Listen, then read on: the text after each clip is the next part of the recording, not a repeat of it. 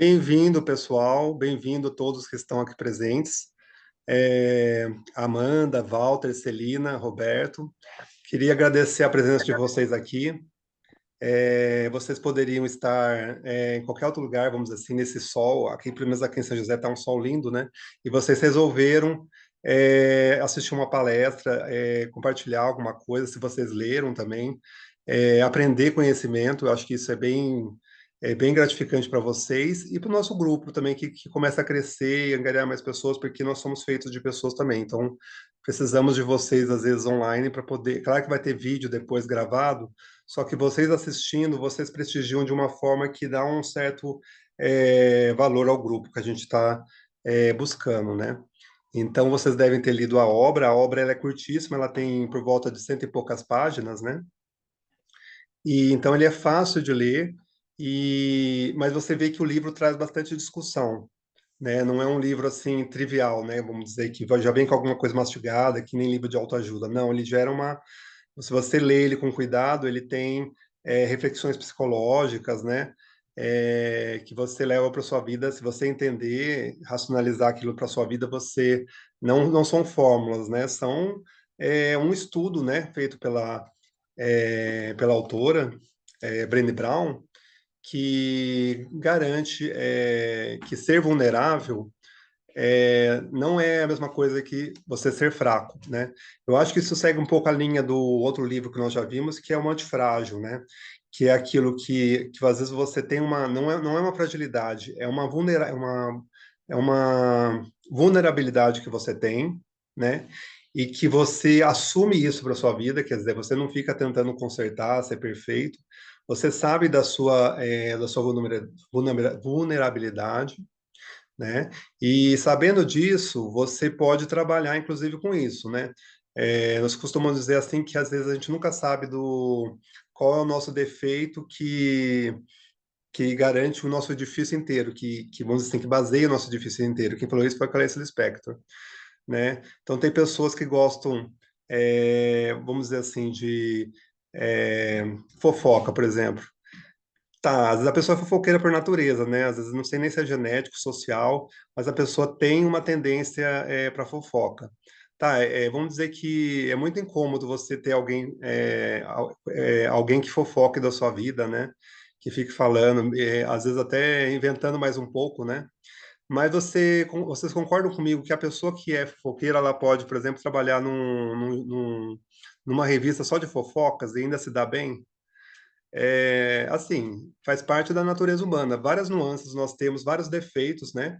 E às vezes um defeito que você tem pode te privilegiar, né? Por exemplo, os artistas têm vários defeitos, né? Porque para você, às vezes, atuar como uma pessoa, um vilão, alguma coisa, você tem que ter um pouco daquilo. Não sei se você já ouviu falar sobre isso também. Então, é assim, vocês usam a gente tem algumas nuances, né, que a gente pode trabalhar, se você às vezes não consegue lutar contra, né? Eu acho que também tem uma frase do Nietzsche que ajuda a gente a refletir bastante, que é o que não nos mata, o que não nos mata, efetivamente nos fortalece, né? Então, você tem certas coisas que não são boas para você, mas que você consegue fazer do limão uma limonada. É assim também com as suas coisas da sua vida. Então vamos lá. Eu vou compartilhar a tela dos slides com vocês. Não sei se deu para ter uma noção geral do que eu quis dizer.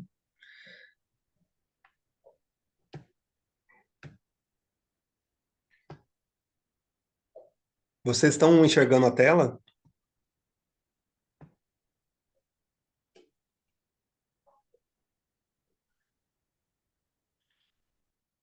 Bacana, pessoal.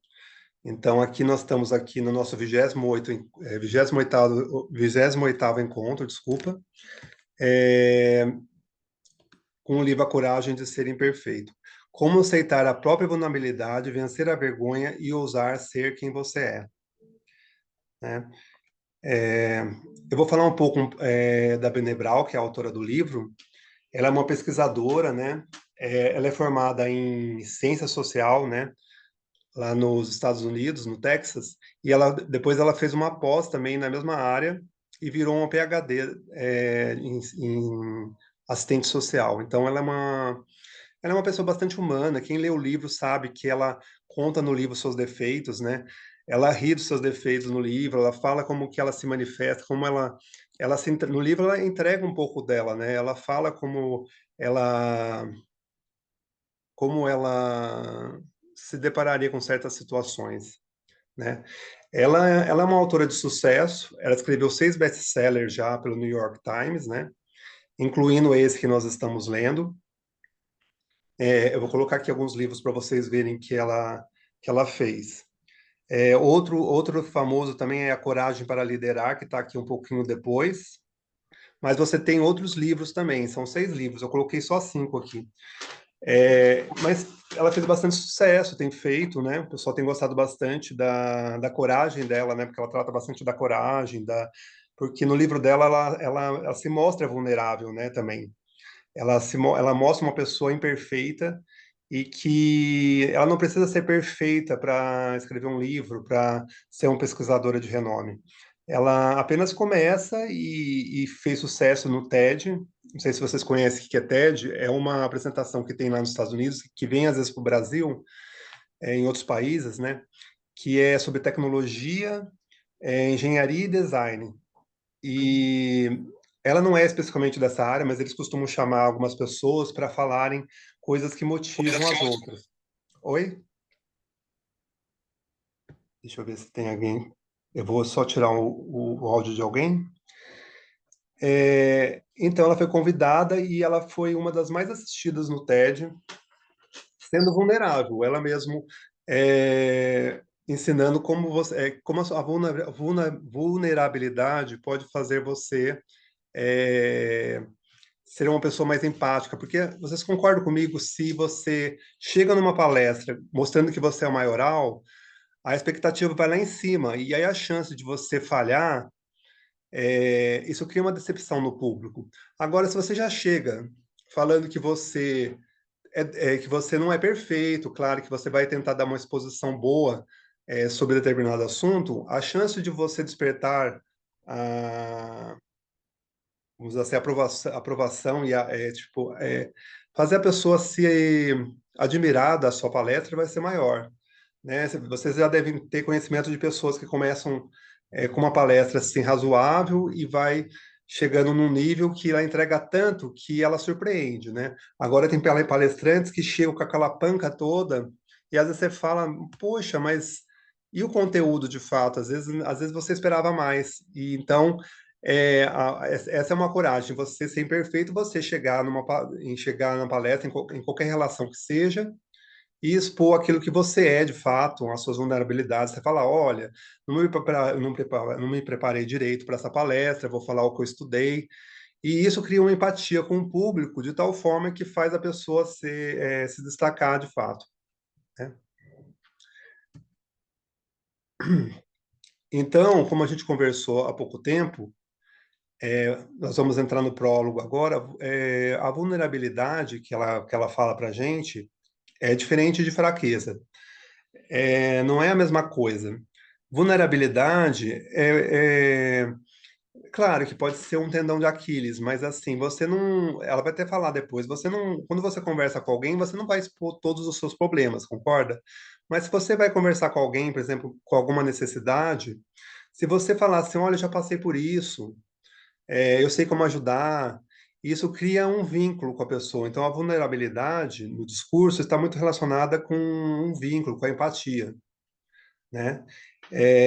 E essa vontade de assumir os riscos e se comprometer com a nossa vulnerabilidade determina o alcance da nossa coragem e a clareza de propósito, né? É, Uma coisa interessante, quando a gente espera ser perfeito, né, tá à prova de balas para começar alguma coisa, a gente nunca começa. E então ela já começa falando isso. Quando passamos uma existência inteira esperando até nos tornarmos à prova de bala ou perfeitos para entrar no jogo, para entrar na arena da vida, sacrificamos relacionamentos e oportunidades que podem ser recuperáveis, né? Aquela coisa, não esperar ser perfeito para começar. Então, por exemplo, se você quer ser um artista, quer começar a pintar quadros, estou dando exemplos variados, né? A coisa mais certa que você faz nesse momento para poder começar é simplesmente começar mesmo. Não é esperar ser perfeito, pintar certinho para começar a pintar quadro. Não, você tem que começar do zero mesmo e borrando e aí errando que você vai aprender. Quando você vai prestar um concurso público, você não esperar, eu vou esperar sentir confiança para poder prestar o concurso que eu quero. Não, você tem que já fazer a prova muitas vezes para você já pegando o jeito da prova, né? É um simulado para você. Então, ela não desperta já no prólogo, ela desperta que a gente não tem que esperar estar perfeito para começar nada. A gente tem que simplesmente chegar, pegar o bonde andando e tentar, é, com os erros, aprender, né? E o prólogo, vamos dizer assim, ele vem com uma frase inicial que eu acho tão interessante, que eu coloquei até no grupo para a gente lá, muitos de vocês gostaram, que é o seguinte: não é o crítico que importa, nem aquele que aponta onde foi que o homem tropeçou ou como o autor das façanhas poderia ter feito melhor.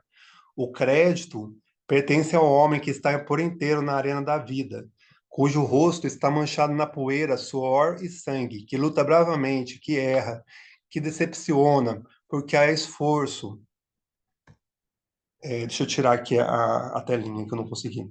Ah, tá. Porque não há esforço sem erros e decepções. É o que a gente falou. Você tem que aprender errando. Mas que, na verdade, se empenhe em seus feitos, que conhece o entusiasmo, as grandes paixões, que se entrega a uma causa digna, que, na melhor das hipóteses, conhece o final do triunfo da grande conquista e que, na pior, se fracassar, ao menos fracassa ousando grandemente. Então, esse prólogo, ele dá uma certa motivação para você não esperar você estar perfeito, você estar numa condição ótima para começar. Porque a gente vai falar sobre isso. O perfeccionismo, ele mais atrapalha do que te ajuda. Porque se você esperar estar perfeito, para você começar, você nunca vai começar.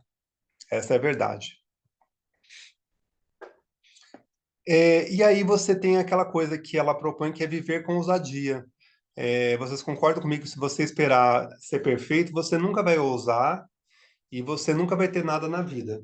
E nós queremos isso, viver com ousadia. Isso é coragem, né?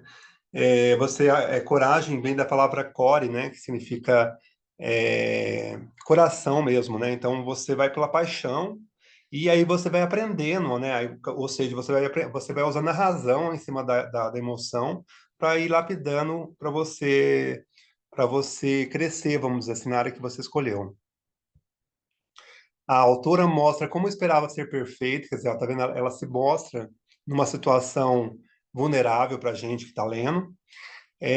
Ela diz que mantinha todo mundo a uma distância segura e sempre tinha uma saída estratégica caso alguma coisa não desse certo. Isso é um medo, um certo medo dela que ela tinha de se relacionar com as pessoas. Então você vê que você pode, essa coisa da perfeição pode não só atrapalhar o seu trabalho, o seu estudo, vamos dizer assim, mas como suas relações pessoais. E ela expõe isso para a gente, né? Ela expõe essa vulnerabilidade dela no livro. Então, a nossa missão nessa vida é apenas mergulhar no desconforto da ambiguidade e da incerteza e criar um espaço de solidariedade com as pessoas, né? Estamos aqui para criar vínculos com as pessoas. Se a gente está, tem gente que tem essa coisa, né? Eu vou me relacionar quando tiver pintado o cabelo, me arrumado. Não vou sair de casa enquanto eu não tiver perfeito, vamos dizer assim, esteticamente. Mas isso aí, claro que você tem que se arrumar, né, para certos eventos. Mas você concorda comigo se você pode estar perdendo certas oportunidades, né? E eu acho bastante interessante que no livro ela coloca uma informação de outro livro dela, que é A Arte da Imperfeição, é, que ela coloca o seguinte, ela coloca 10 coisas que a pessoa plena, ou seja, não é perfeito, né? Uma pessoa plena é uma pessoa que está buscando, vamos dizer assim, uma excelência, né? Que está bem com ela mesma, ela não se importa se ela erra. Isso é uma pessoa plena. Então, tem 10 coisas que uma pessoa plena cultiva. Isso aqui vocês podem até tirar print, se vocês quiserem, que eu acho tão interessante. Ela fala que uma pessoa plena, ela cultiva autenticidade, autocompaixão, espírito flexível, gratidão e alegria. E eu vou explicar por que a pessoa que é plena cultiva cada coisa.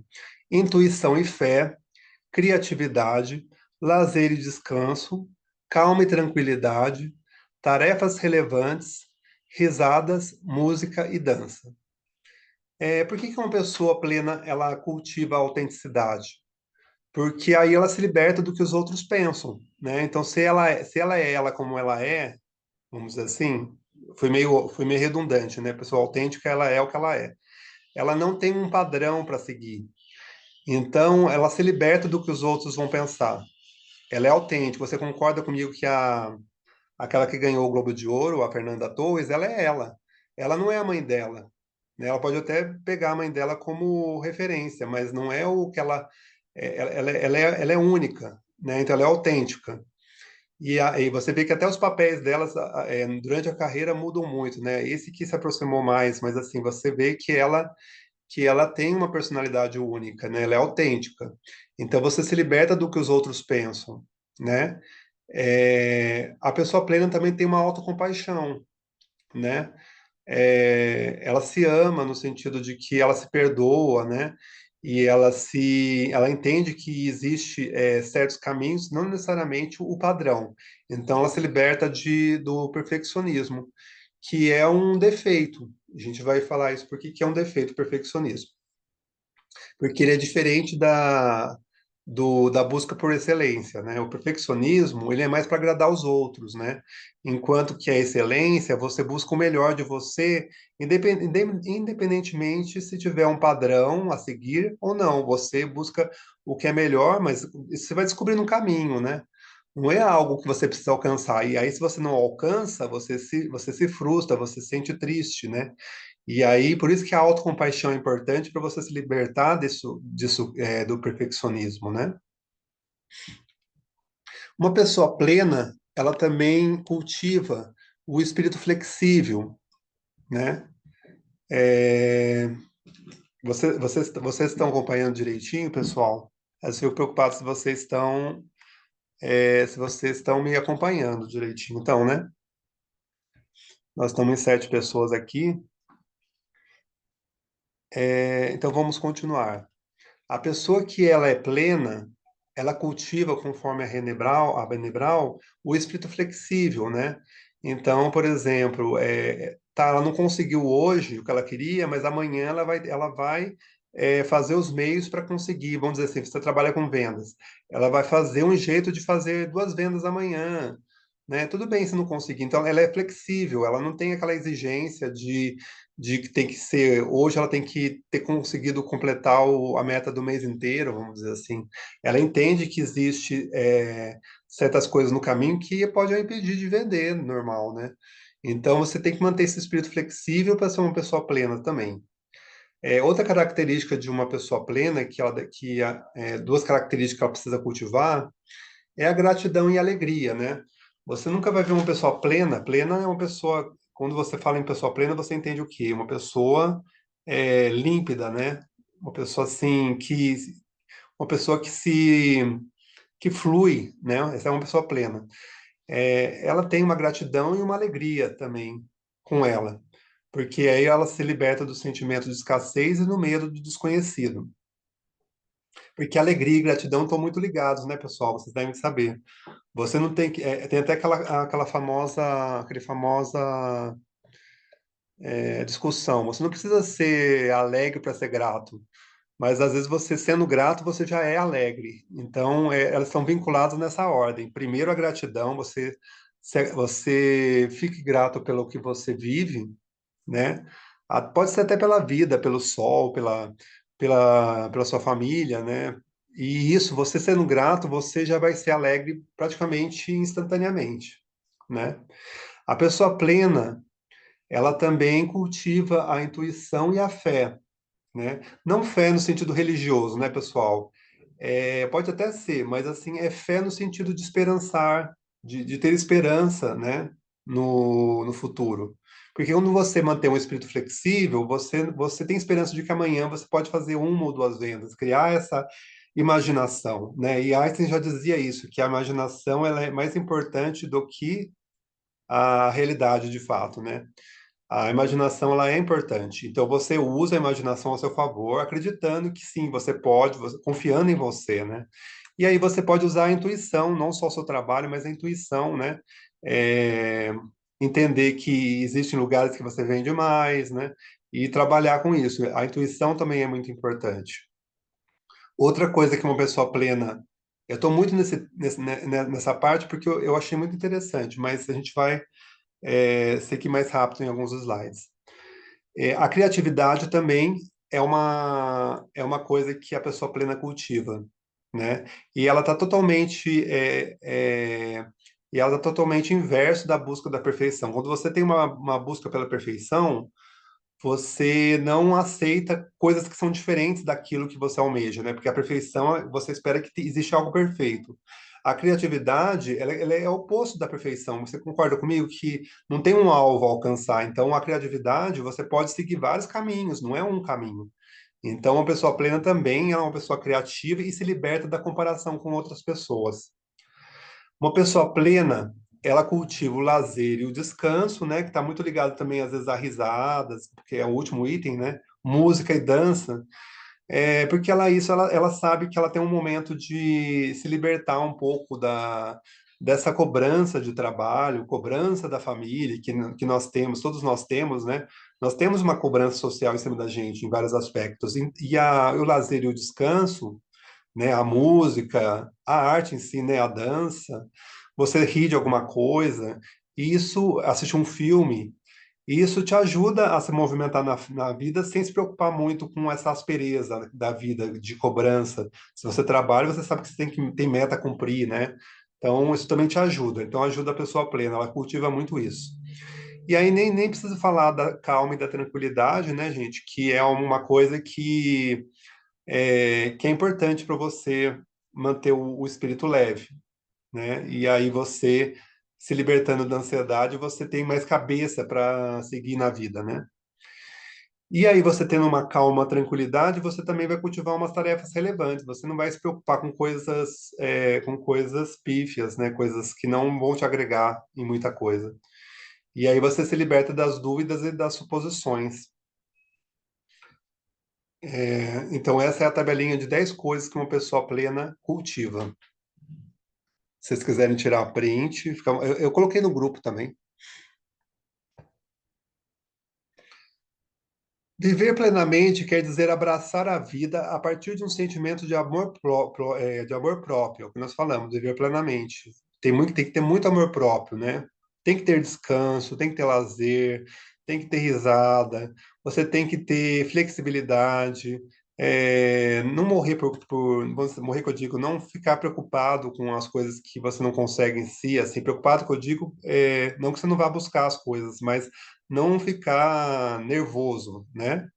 E aí você tem que cultivar coragem, compaixão e vínculos suficientes para alcançar o que você deseja, de uma forma leve, né? Entender que você tem seu valor, né? Que você é imperfeito, sim, né? Que você não busca perfeição, mas que você é corajoso e merecedor, sim, porque você busca a excelência, você busca o melhor caminho, que talvez não é o melhor caminho de amanhã, talvez não seja o melhor caminho de outra pessoa, mas você busca, sim, uma melhora na sua vida como um todo, né?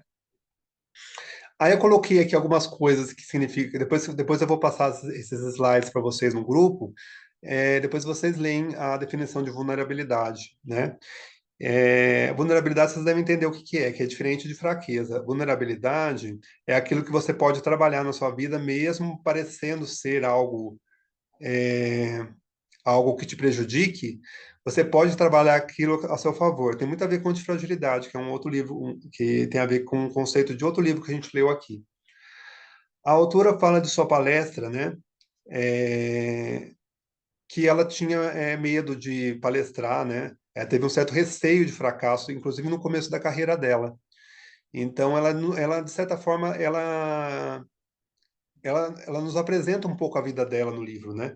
Isso foi só o nosso prólogo. Nossa, meia hora já falei o prólogo, mas o livro tem 7 capítulos, pessoal. Nós temos muito medo de ser humilhado, né? Isso tem muito a ver com o aumento do narcisismo que a gente tem hoje em dia, que é considerado narcisismo, né? Narcisismo, não sei se vocês sabem, vocês devem saber o que que é, né? Tem a ver com narciso, né? Que é você olhar mais para si mesmo, né? Tem aumentado muito os casos de narcisismo e também o uso deturpado dessa palavra, né? Porque hoje em dia a gente usa isso aí para qualquer pessoa. Qualquer pessoa pode ser considerada narcisista, né? Em certas visões, né? A pessoa olha mais para si, né? É, ela só vê o próprio umbigo, né? Mas existe um erro de diagnóstico. Essa palavra tem sido deturpada muito, né? Ela não é só mais uma doença, ela é um modo de vida. E aí você tem um problema, porque se todas as pessoas são narcisistas, aí você banaliza o termo também. Então ela faz uma certa crítica a esse uso banalizado da palavra narcisista, narcisismo, né? E eu acho que o narcisismo, ele quase dobrou, né? Já foi, de certa forma, ele dobrou, né? Nessa última década. Tem a ver um pouco com a época que a gente vive, né? Com as redes sociais, com essa coisa de você buscar aprovação, né? Ganhar curtida e ser bom o suficiente, né? Porque hoje em dia parece que você ter uma vida normal, uma vida mediana, é o fim do mundo, né? Ninguém quer ter uma vida dessa, porque a mídia nos incute que para a gente ter uma vida satisfatória, você precisa ser diferente, se destacar, né? Ser uma celebridade, né? Estar no BBB. E isso, de certa forma, repercute um pouco na nossa vida prática. Então, isso também tem atrapalhado a nossa cabecinha também. Isso aí é uma coisa meio coletiva, né?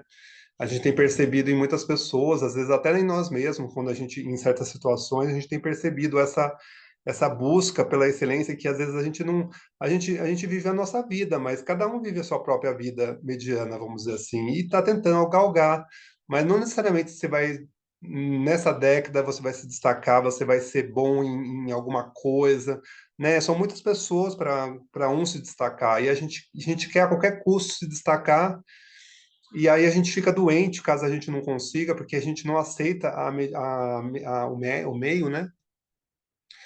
Então isso também é bastante interessante a discussão no livro. É, E a autora fala que a gente precisa remover um pouco essa oposição contra os narcisistas, assim, porque como eu falei para vocês, o termo foi muito banalizado, né? Então você não gosta de alguém, essa pessoa deve ser narcisista, só olha para si mesmo, né? Então, antigamente nem se usava esse termo muito, né? Usava egoísta, usava outros termos. E narcisista ficou muito banal, né? Então ela faz uma certa crítica a isso também.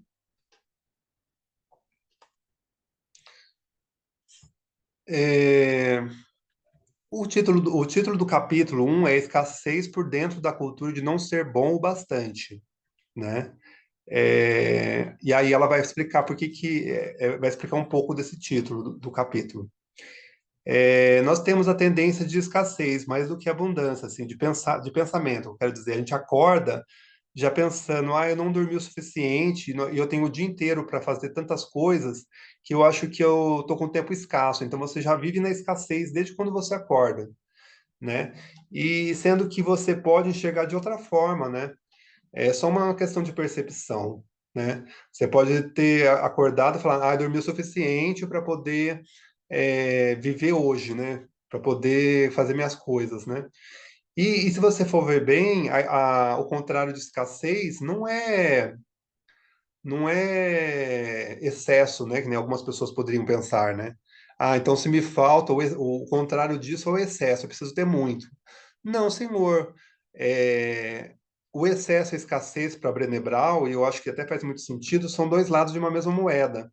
Quando você também tem um excesso, isso também faz mal. Então, o equilíbrio estaria no meio. E o nome disso é você ser o suficiente. Então, você acordou, já dormiu o suficiente, não dormiu nem em excesso e nem em falta, e você vai ter o suficiente para você viver naquele dia. E isso também é algo que tem a ver com a plenitude, né? Você não se preocupa nem com o excesso e nem com a falta, né? Não sei se vocês entenderam. E, e ela percebeu, porque tudo que a gente falou do narcisismo, do aumento do narcisismo dos nossos tempos, que tem muito a ver com medo, né? Medo de ser normal, medo de ser mediano, né? Medo de... E outros medos também, tem tudo a ver um pouco com as redes sociais, né? E tudo mudou também desde o 11 de setembro de 2001, né? Quando aconteceu aquelas coisas nos Estados Unidos lá que bateram dois aviões, um em cada torre, né? E vieram abaixo lá as duas torres lá do World Trade Center, né? Tem um pouco a ver com isso também. Desde quando aconteceu isso, muita coisa aconteceu na humanidade, né? Aumentou o medo da humanidade. Então, isso também fez despertar vamos dizer, certos comportamentos, né? Estão acompanhando direitinho, deixa eu ver quantas pessoas estão aqui. Nós estamos em 6. Hoje nós estamos em pouca gente, hein? Vou falar para o pessoal participar mais, porque a gente precisa manter o número de pessoas para a gente continuar gravando. E eu sei que depois tem o YouTube, né? Mas a gente tem que manter um certo número de pessoas para fazer valer a pena, né? Nosso encontro aqui. Espero que vocês gostem desse conteúdo que eu tenho compartilhado com vocês. Eu faço com o maior carinho. Eu estudo bastante para poder dar isso para vocês. Eu li 2 vezes o livro e li também o áudio, o áudio também. E aí eu busquei referências, né? Busquei referências da autora, tudo. Vamos lá. O segundo capítulo vai falar sobre os mitos da vulnerabilidade. São mitos que a gente tem na nossa cabeça que a gente acredita ser verdade e que não é, né? Uma delas é que vulnerabilidade é fraqueza, como eu falei para vocês, não é. Você achar que você é forte o tempo inteiro é até perigoso, né? Porque você pode até não pedir ajuda, porque você acha que se você pedir ajuda, você vai mostrar sua vulnerabilidade e vão. Então, se você tem uma cultura. É claro que a gente tem certas situações. Então, se nós temos uma cultura que associa vulnerabilidade à fraqueza, as chances das pessoas buscarem ajudas em certas coisas diminui. E com isso, a gente tem uma certa falta de apoio efetivo, né? Porque a pessoa não conta o que ela está passando, e aí a pessoa se prejudica. Então, ela fala que abrir mão de nossas emoções por medo de que o custo seja muito alto significa nos afastarmos da única coisa que dá sentido e significado à vida. Porque a gente se associa às outras pelas vulnerabilidades mesmo, né? Você está precisando de algo, você vai lá e pede ajuda, e a pessoa te ajuda, e vira uma relação de amizade muitas vezes, né? Então é isso que faz nós sermos seres humanos, de alguma forma, estarmos juntos. Senão, cada um estaria na sua própria casa, no sentido de não precisar de comida do restaurante, nada. A gente sempre precisa de alguém. Esse é fato. Mesmo que você pague, você precisa do restaurante que te sirva comida, né? Você precisa do correio, no caso, se for entregar alguma coisa, né? Então, a gente vive um certo vínculo com toda a sociedade, a gente tem que entender isso. É, o outro mito que é muito comum é a vulnerabilidade não é comigo, eu sou forte. É o que eu falei para vocês, a gente precisa das outras pessoas, a vida é vulnerável, né? A vida, ela pode não estar vulnerável agora, você pode estar bem agora, mas amanhã você pode perder sua casa lá em Malibu, né? Que nem aconteceu lá nos Estados Unidos ontem, né? Então, a nossa vida, ela é frágil, né? Não tem como dizer o contrário. As coisas acontecem, às vezes, de noite para o dia, a gente pode precisar de alguém. Então, eu vou até falar uma frase da Madeleine L'Engle, que ela colocou no livro, acho que é L'Engle que fala. Langley, se for francês, né? Acho que Madeleine, se alguém souber. Madeleine Langley, que fala assim: quando éramos crianças, costumávamos pensar que quando crescêssemos não seríamos mais vulneráveis. Mas crescer é aceitar a vulnerabilidade. Estar vivo é ser vulnerável. Então, você está vivo, você é vulnerável. Você pode, você não se acha autossuficiente, que não é verdade, é uma ilusão da cabeça. E essa ilusão pode te atrapalhar muito um dia, porque você pode achar que não precisa de ninguém, você não cultiva amizades, você não desperta relações, e aí futuramente você pode ser prejudicado de fato. Então, esse é mais um mito que você pode cair e se prejudicar. Outro mito muito comum é achar que vulnerabilidade é expor totalmente a sua vida. Não é isso, né? Inclusive, você superexpor não é bom, né? Você contar todos os seus problemas para alguém não é uma coisa boa. Quando a gente fala vulnerabilidade, é no sentido de você criar links que ajudam as outras, que fazem as outras pessoas confiarem em você. Por exemplo, numa conversa, você pode simplesmente falar assim: Eu já passei por isso que você está passando. Quer dizer, você se mostrou vulnerável. Mas eu já soube lidar com isso, tal. Eu sei o que que é isso. Talvez eu esteja trabalhando também nisso, mas a gente pode trocar experiências nisso. Essa vulnerabilidade que você expõe é a que vai criar um vínculo, né? Então, vulnerabilidade tem muito a ver com compartilhar nossos sentimentos e nossas experiências com as pessoas que conquistaram o direito de conhecê-las. Então, você não vai contar para qualquer um também. Certas coisas você não conta. Ser vulnerável não corresponde necessariamente a você contar os problemas a todo mundo, como eu falei para vocês. Você vai contar para pessoas que você sente uma certa confiança, né? E no livro, ela dá até o exemplo da filha dela, que ficou decepcionada com as amiguinhas, porque ela foi contar algo e as amigas meio que foram falar daquela vulnerabilidade dela. Então, ela explica que a confiança que você tem em alguém, ela não pode ser algo assim, tipo uma tomada, você liga e desliga, né? Eu confio nessa pessoa, então eu vou deixar o meu dinheiro com ela. Não é isso. A confiança ela é construída de pouco em pouco, né?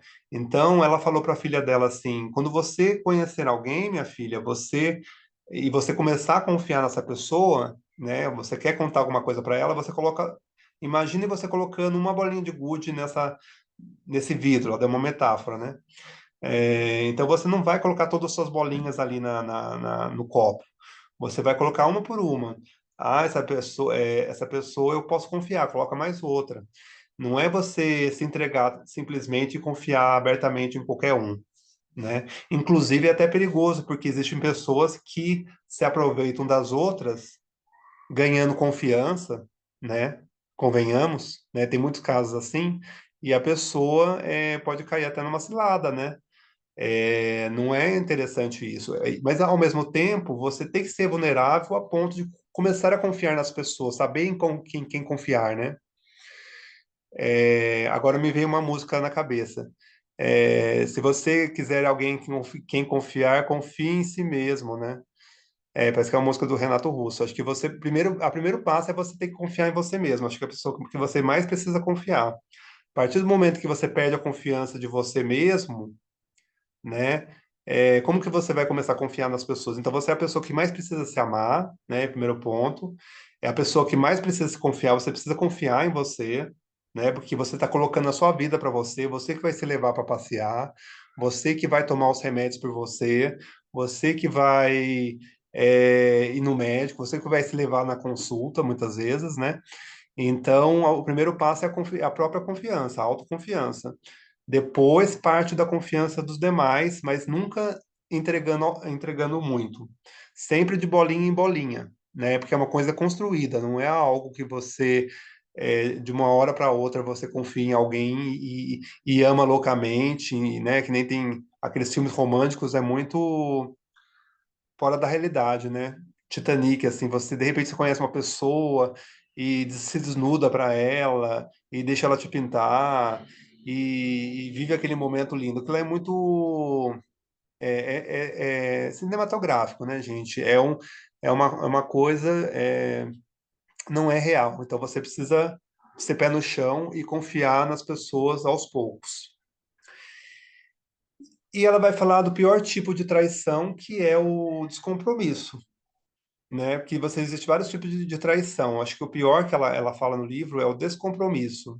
A pessoa pode te trair a confiança, né? Você colocou os votos nela, Mas o pior é o descompromisso, que é essa coisa de você deixar de dar atenção à outra que te, que te espera, né? Ó, quando as pessoas que amamos ou com quem temos uma forte ligação param de se importar conosco, de nos dar atenção e de investir no relacionamento, a confiança começa a se extinguir e a mágoa vai crescendo.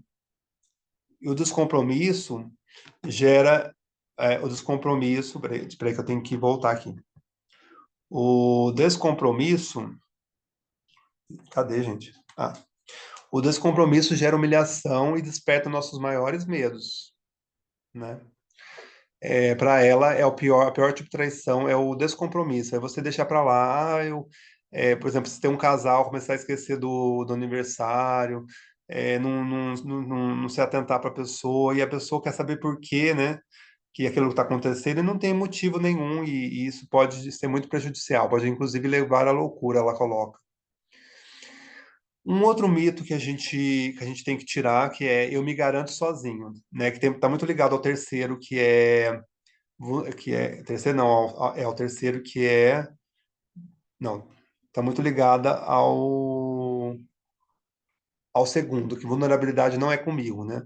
O quarto mito é eu me garanto sozinho, né? Quer dizer, eu não preciso de ninguém, né? Como eu falei para vocês, a gente sempre precisa de apoio, né? As coisas podem acontecer de uma hora para outra.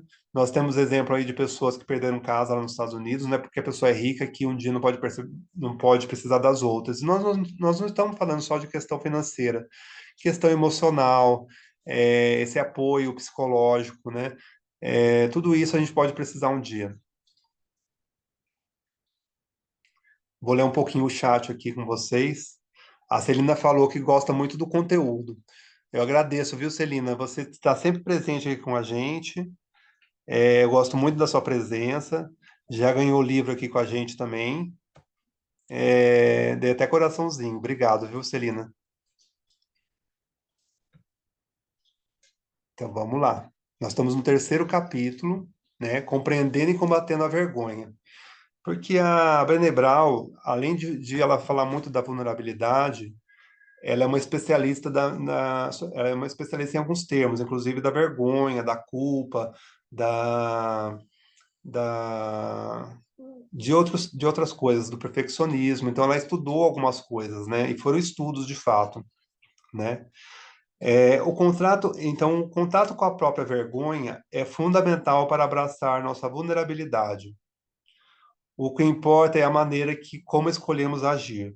Como eu falei para vocês, você vai dar uma palestra, né? Se você for dar uma palestra um dia, se você ficar envergonhado, tem um jeito de acabar com a vergonha, que é expor a própria vergonha. Vocês já souberam disso?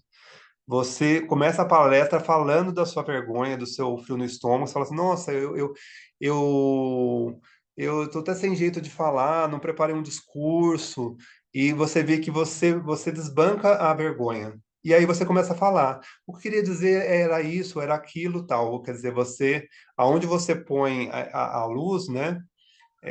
Aonde você consegue lidar com a vergonha dessa forma. É muito interessante porque tem muitos discursos improvisados que deram muito certo de pessoas muito envergonhadas, né? Eu vou dar o exemplo recente da nossa querida Fernanda Torres, né? Ela não tinha um discurso ali para falar ali quando ela ganhou o Globo de Ouro, né? E saiu super bem.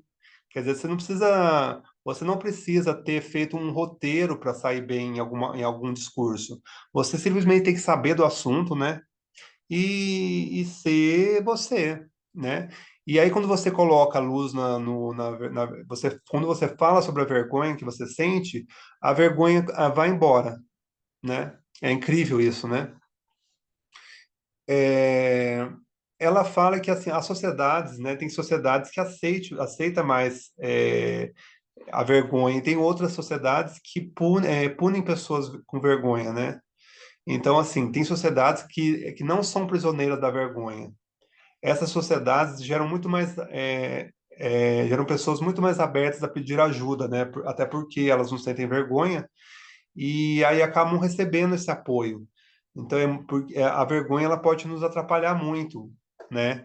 inclusive impedir ajuda, né? É, às vezes acontece de nem ser a sociedade em si. Às vezes o maior crítico que enfrentamos somos nós mesmos, né? Que temos uma certa cultura, né?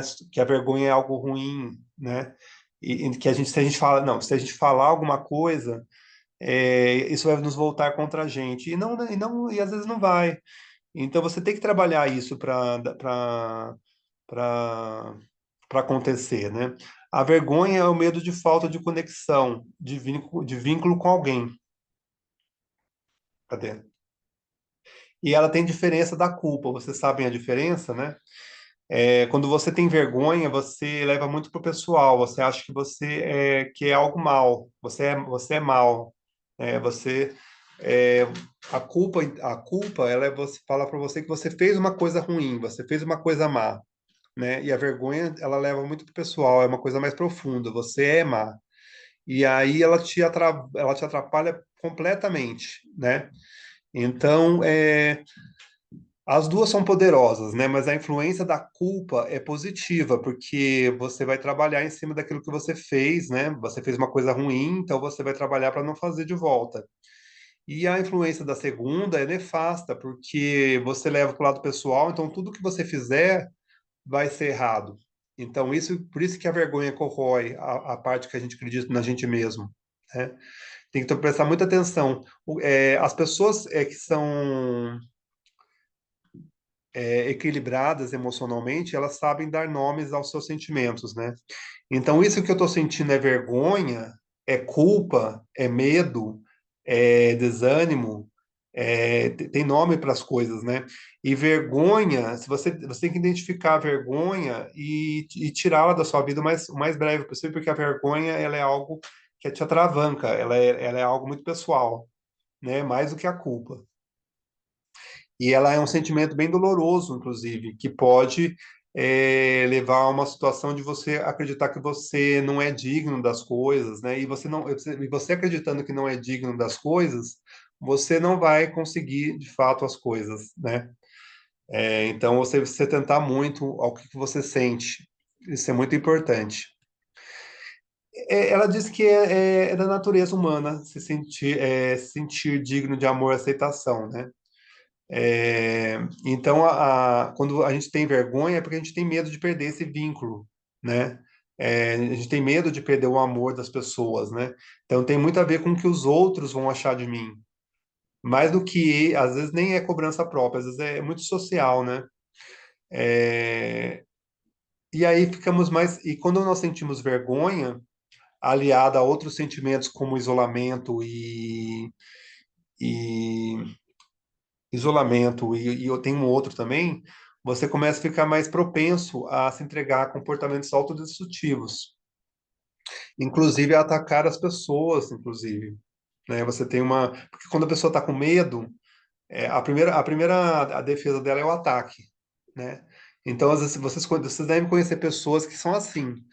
Elas são medrosas no fundo, e aí elas preferem atacar os outros do que dar holofote na vergonha dela.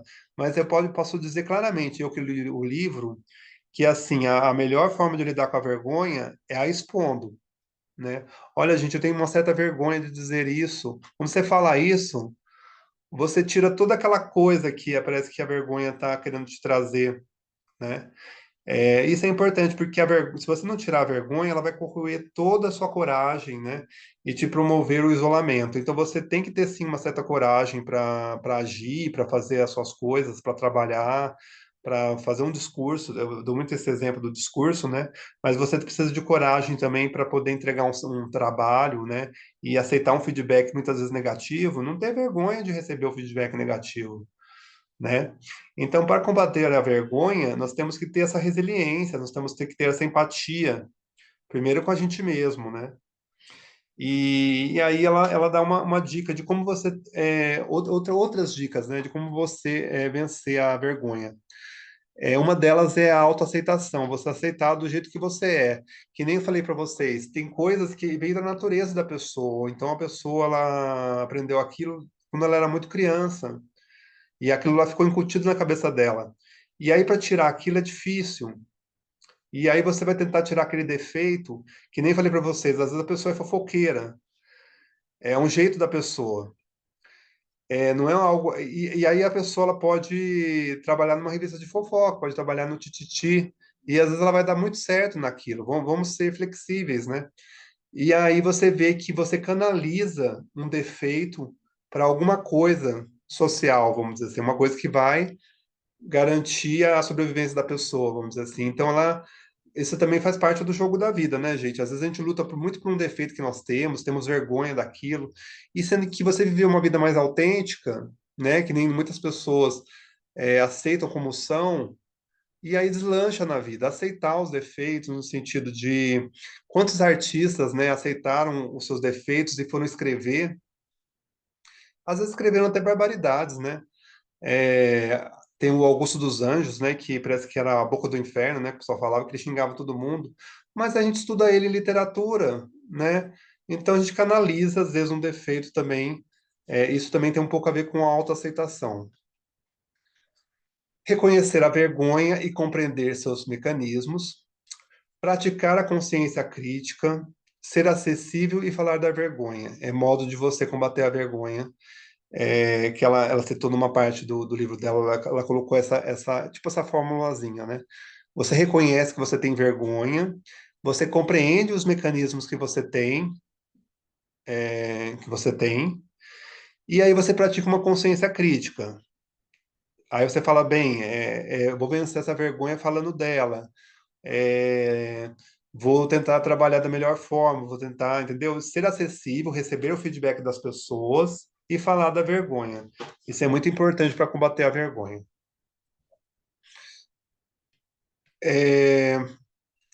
Estão gostando? Acho que eu falei bastante agora, né? Nós já estamos na metade da nossa apresentação. Espero que vocês estejam gostando. Estejam gostando.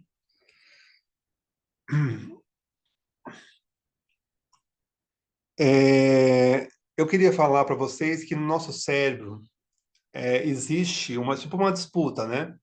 Do nosso sistema racional e do sistema emocional. Isso é falado em vários livros, né? Aquele livro Inteligência Emocional do Daniel Goleman. Tem um outro livro que fala bastante disso, que é o Rápido Devagar, né? Existem dois sistemas no nosso cérebro, né? Muitas vezes prevalece qual? O emocional. O emocional prevalece sobre o racional. Por que que isso acontece?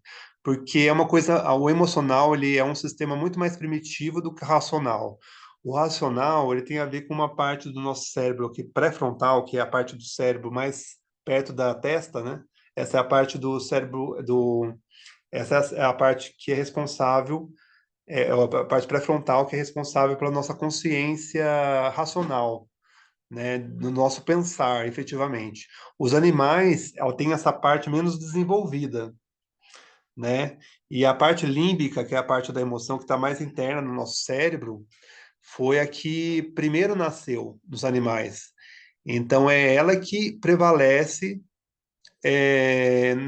nos dilemas da sua vida. Por isso que muitas vezes você age muito mais pelo emocional do que pelo racional.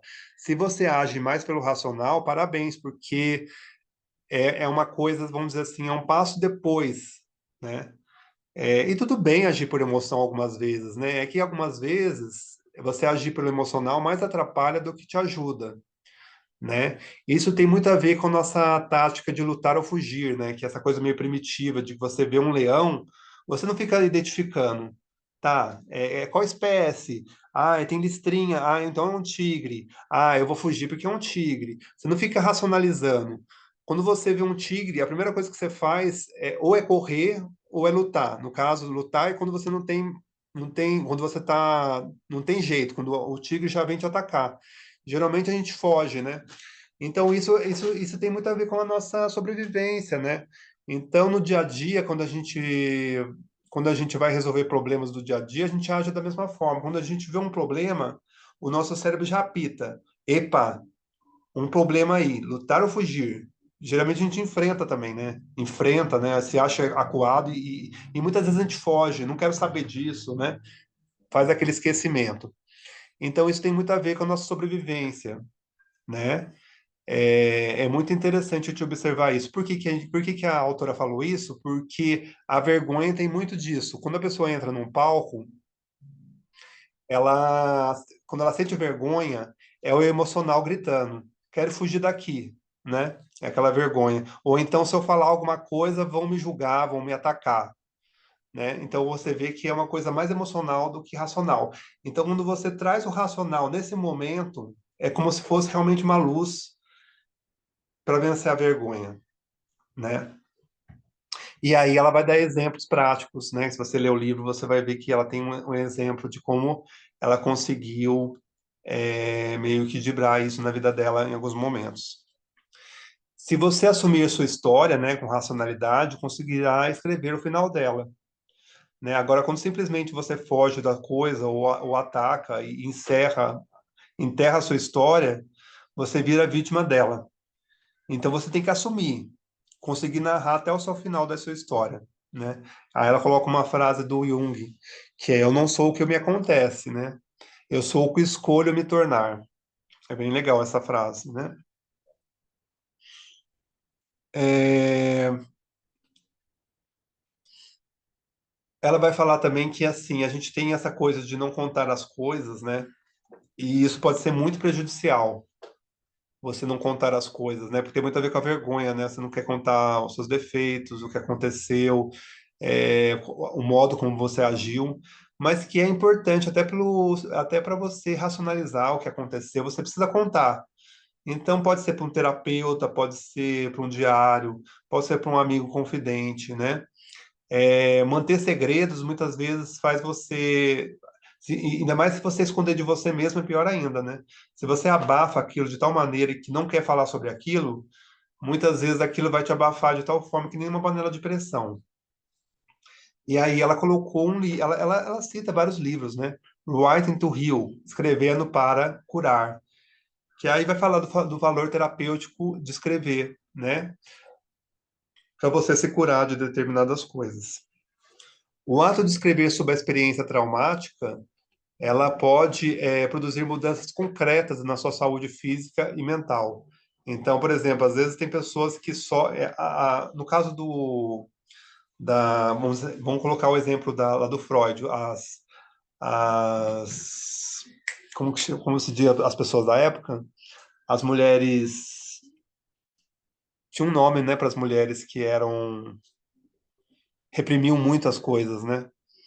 Elas eram consideradas histéricas, né? Por que histéricas? Porque elas guardavam certos sentimentos, não contavam para as outras pessoas, ficava guardando aquilo. Às vezes ela não contava nem para ela mesma. E mulher, você sabe que tem mais vontade de dizer as coisas do que homem, né? Não é questão de que, né? Não é uma doença feminina à toa, porque as mulheres são mais falantes, são mais comunicativas mesmo, e elas estão de parabéns nisso. Mas as mulheres da época do século, né, 19, 18 até mesmo, elas não falavam muito dos seus problemas, né? Elas ficavam amando dos homens, os homens as reprimiam, né? Então elas ficavam histéricas porque elas reprimiam tanto que daqui a pouco elas gritavam, vamos dizer assim, gritavam, ah! Então isso é uma forma de expor o que está incomodando dentro dela, é o histerismo, né? Hoje em dia não se fala mais nisso porque nós vivemos numa sociedade mais que fala-se mais das coisas, né? Mas já foi uma doença, né? As pessoas reprimiam muito as coisas. Leva-se muito tempo para amadurecer essa prática de falar as coisas, de ter coragem para reconhecer as falhas sobre as coisas difíceis, né? Às vezes não queremos expor nossos problemas. E é certo nós não expormos mesmo, mas a gente pode falar com um terapeuta, a gente pode. A gente não precisa contar tudo para um amigo, a gente pode contar pedaços, né? Ah, aquele meu amigo viveu algo semelhante, então eu vou dizer isso para ele, vou ver como que ele pode me ajudar nisso. E para outro amigo, você diz outro problema, né? Você não precisa contar todos os seus problemas para um amigo só, até porque vai sobrecarregá-lo, né? Ela até aconselha não fazer isso. Então você tem que ter essa tática e ser maduro, ser adulto é um pouco isso. Você saber que quando você for tratar com o outro, você não vai levar a sua casa inteira. Você vai levar coisas pontuais, né? É, Isso é muito interessante a gente observar. E aí ela coloca que a sensação da vergonha ela é diferente entre homens e mulheres. Como eu falei para você, já houve o histerismo, né?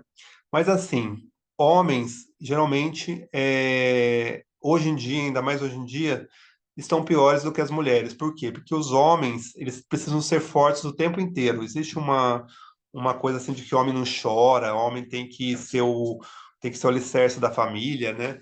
E aí ele não sente o apoio que ele precisa, né? Porque ele precisa levar a família inteira nas costas, onde se viu isso.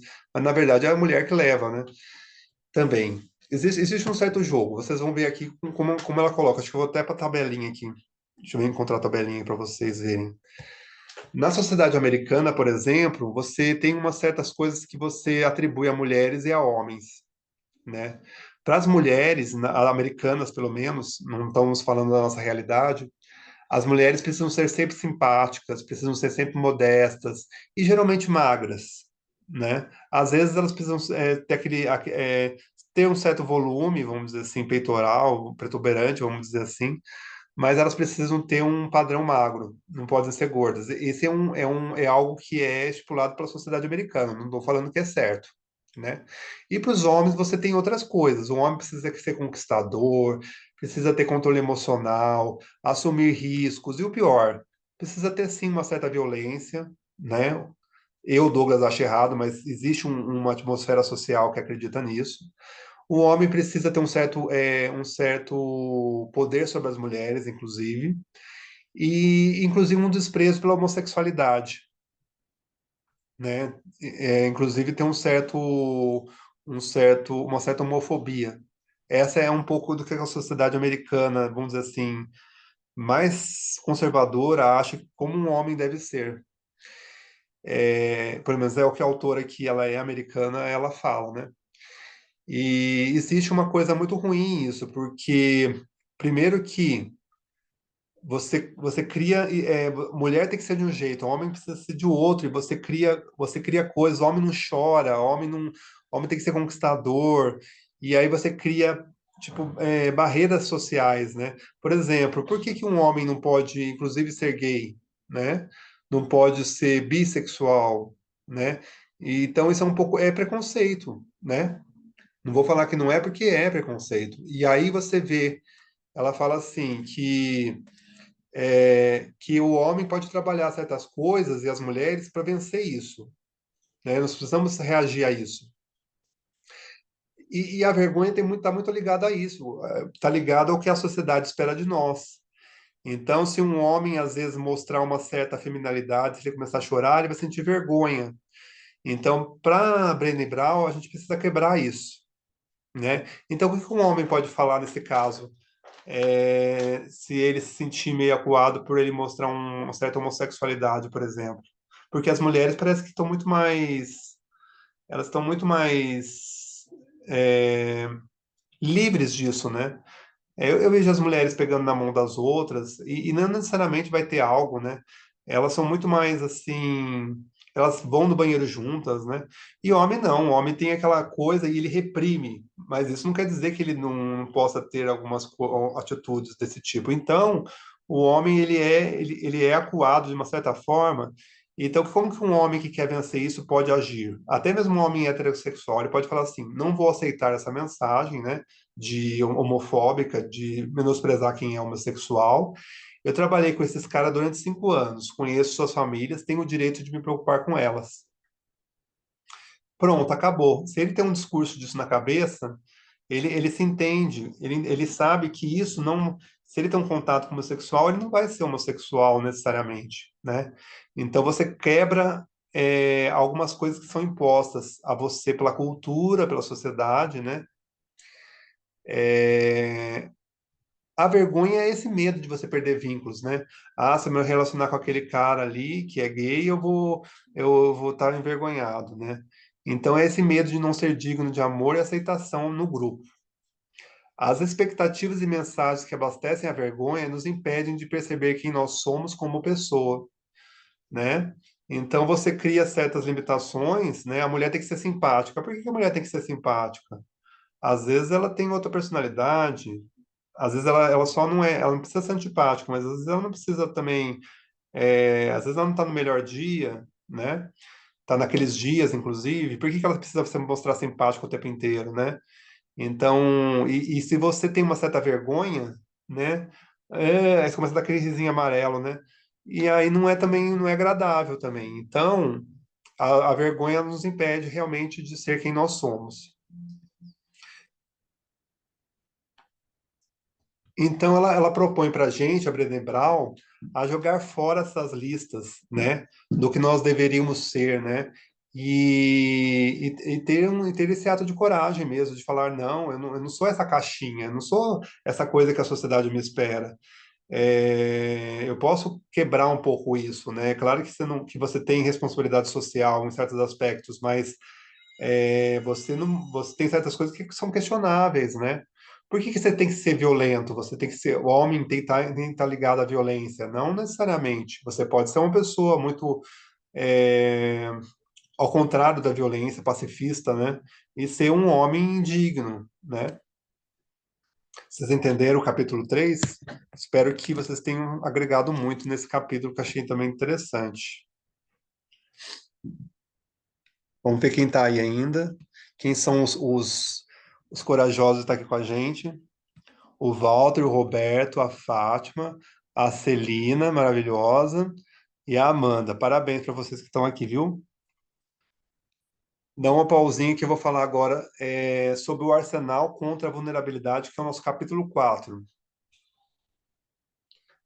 Nós temos alguns escudos que nós criamos contra a vulnerabilidade, né?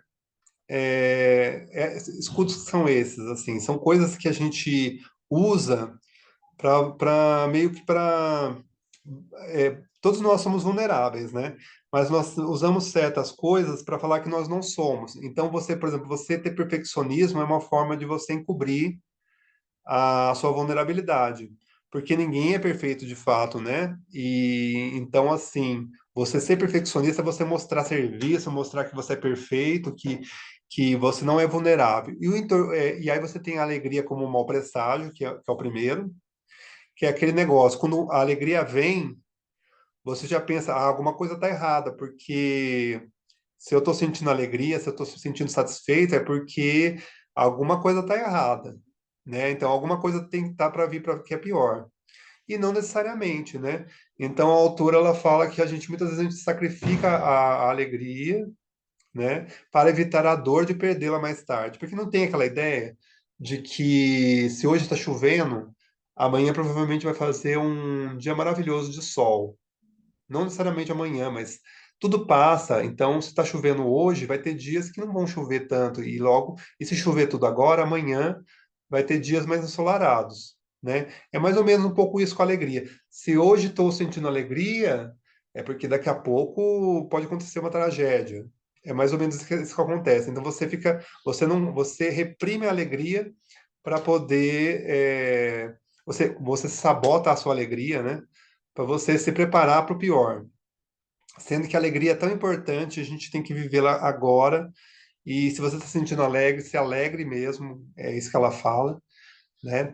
Outra coisa de você, outro escudo contra essa vulnerabilidade que você tem, pode ser também um entorpecimento, são vários, né? Mas ela diz os três principais, que é a alegria como um mau presságio, o perfeccionismo, né? Que eu expliquei para vocês que é uma máscara, que não é a busca pelo melhor, mas sim a busca pela aprovação social, né, geralmente, e o entorpecimento, que acontece muito, né? Então você é vulnerável, então você pode se entorpecer de várias formas, não necessariamente com drogas, né, com álcool, né? É, você pode trabalhar demais, né? Inclusive, para poder entorpecer a sua vida de vulnerável. Eu sou trabalhador, né? Eu tenho que mostrar, né? Então você se mata de trabalhar, né? Não estou falando que trabalhar não é legal, mas assim, o exagero do trabalho é um vício, né? O workaholic é um defeito. Então você também pode se entorpecer pelo trabalho, pode se entorpecer pela TV, com bebida, claro, que isso aí todo mundo já sabe. Pode se entorpecer de várias maneiras, né? Não existe, você sabe que existe inúmeras maneiras de se entorpecer, inclusive com redes sociais. E você, meio que você, quando você está se entorpecendo, você não está enxergando a sua vulnerabilidade, aonde você precisa melhorar, mas não no sentido de ser perfeito, no sentido de melhorar, no sentido da excelência, né? Do melhor para você. Então, quando a gente passa a vida fugindo da vulnerabilidade, né, buscando se entorpecer, nós nos fechamos para a incerteza que é a vida, né, que é normal da vida. A vida é, de certa forma, incerta, a gente precisa encará-la, né? E uma forma da gente viver com ousadia, entender que essa incerteza existe e encarar mesmo de frente sem nos entorpecer, é viver com alegria, praticar a gratidão, né? Então você vai para o seu trabalho, né? Claro que você não vai morrer de trabalhar lá, mas você vai agradecer pelo trabalho que você tem, você vai ser feliz do jeito que é. Então, praticar gratidão, inclusive, ajuda contra a alegria, contra o mal, a alegria contra o mau presságio, que é aquela primeiro arsenal que a gente costuma usar. A alegria é um convite para a prática da gratidão e vice-versa, né? Você está alegre e aí você se sente grato por aquilo. E ao contrário também é verdade. Você começa a se sentir grato pelas coisas, começa a perceber coisas que você não sentia antes e começa a se sentir feliz. Então isso se retroalimenta. A alegria tem que ser vista como um caminho espiritual que passa pela prática da gratidão e conduz à conexão com o mundo. Como nós falamos aqui, existem várias pessoas falando, né, gente? Existe até filosofia de vida, o budismo fala isso, né? Acho que até o cristianismo deve falar também, que é a conexão comum. Nós estamos conectados com todos, né? Não temos como negar isso. Nós não somos seres isolados, né? E saber que a vida é uma festa nesse sentido. Você está conectado com todos e se alguém falhar, e se alguém faz uma coisa ruim aqui, você também sente. E se você se sente alegre, isso contagia as outras pessoas também, né? Você começa a pensar assim: olha um jeito de sabotar a sua alegria que ele coloca aqui. Será que merecemos nossa alegria, sendo pessoas tão incapazes e imperfeitas, com tantas crianças famintas e tantas guerras no mundo? Quem somos nós para ser dignos de alegria? A partir do momento que você coloca isso, você está se pondo para baixo, porque você vai esperar você ser digno para se sentir alegre, então você nunca vai ser alegre e vai sofrer uma vida miserável, porque assim, na sua vida você já tem que ser alegre. Ser alegre ajudando os outros. Se vivermos uma guerra aqui, por exemplo, você vai ser alegre cuidando dos outros, carregando as pessoas, cuidando delas. Isso é a vida e você vai levar essa alegria. A alegria ela tem que ser algo primordial para você viver bem, né? Ao praticar a gratidão, nós reconhecemos que há o bastante, né? E ela dá uma dica de você manter um diário de gratidão. Vamos ver o que as pessoas falam aqui.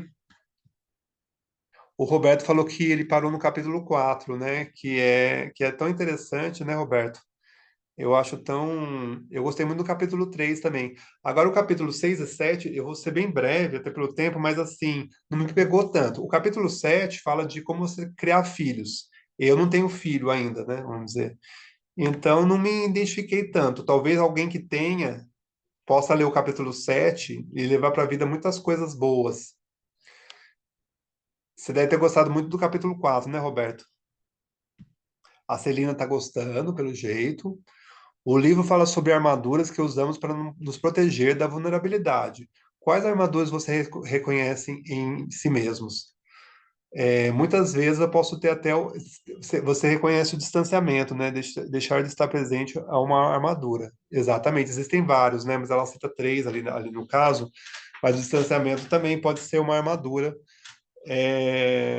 porque você acha que você distanciando das pessoas, elas não vão te ver como vulneráveis, né? Uma forma é, de você meio maquiar, né?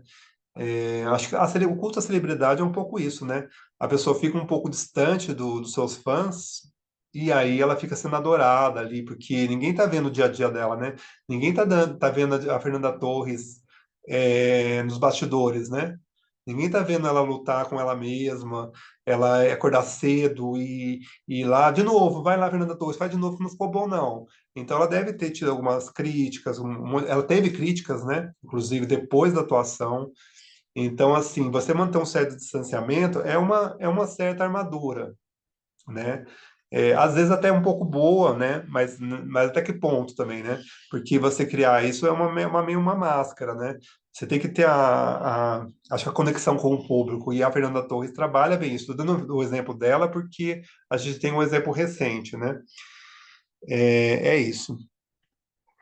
Existem outras, né? Como eu falei para vocês, eu particularmente, Douglas Garrido, eu acho que uma armadura que talvez eu usaria é a alegria como mau presságio, porque quando as coisas vão bem, você fala assim, ixi, tá bom demais para ser verdade, né? Aí você já acha que vai acontecer alguma coisa. Ah, não é possível, tá tudo muito bem.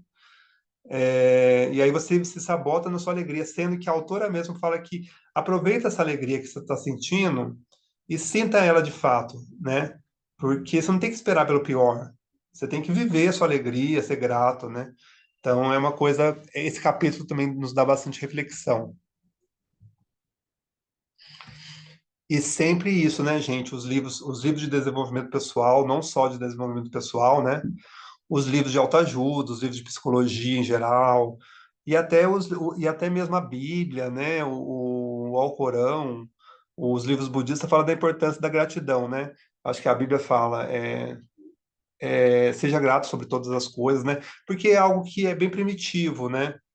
Se percebe-se, né, que você sendo grato, você é mais alegre, né? Acho que existe essa conexão direta.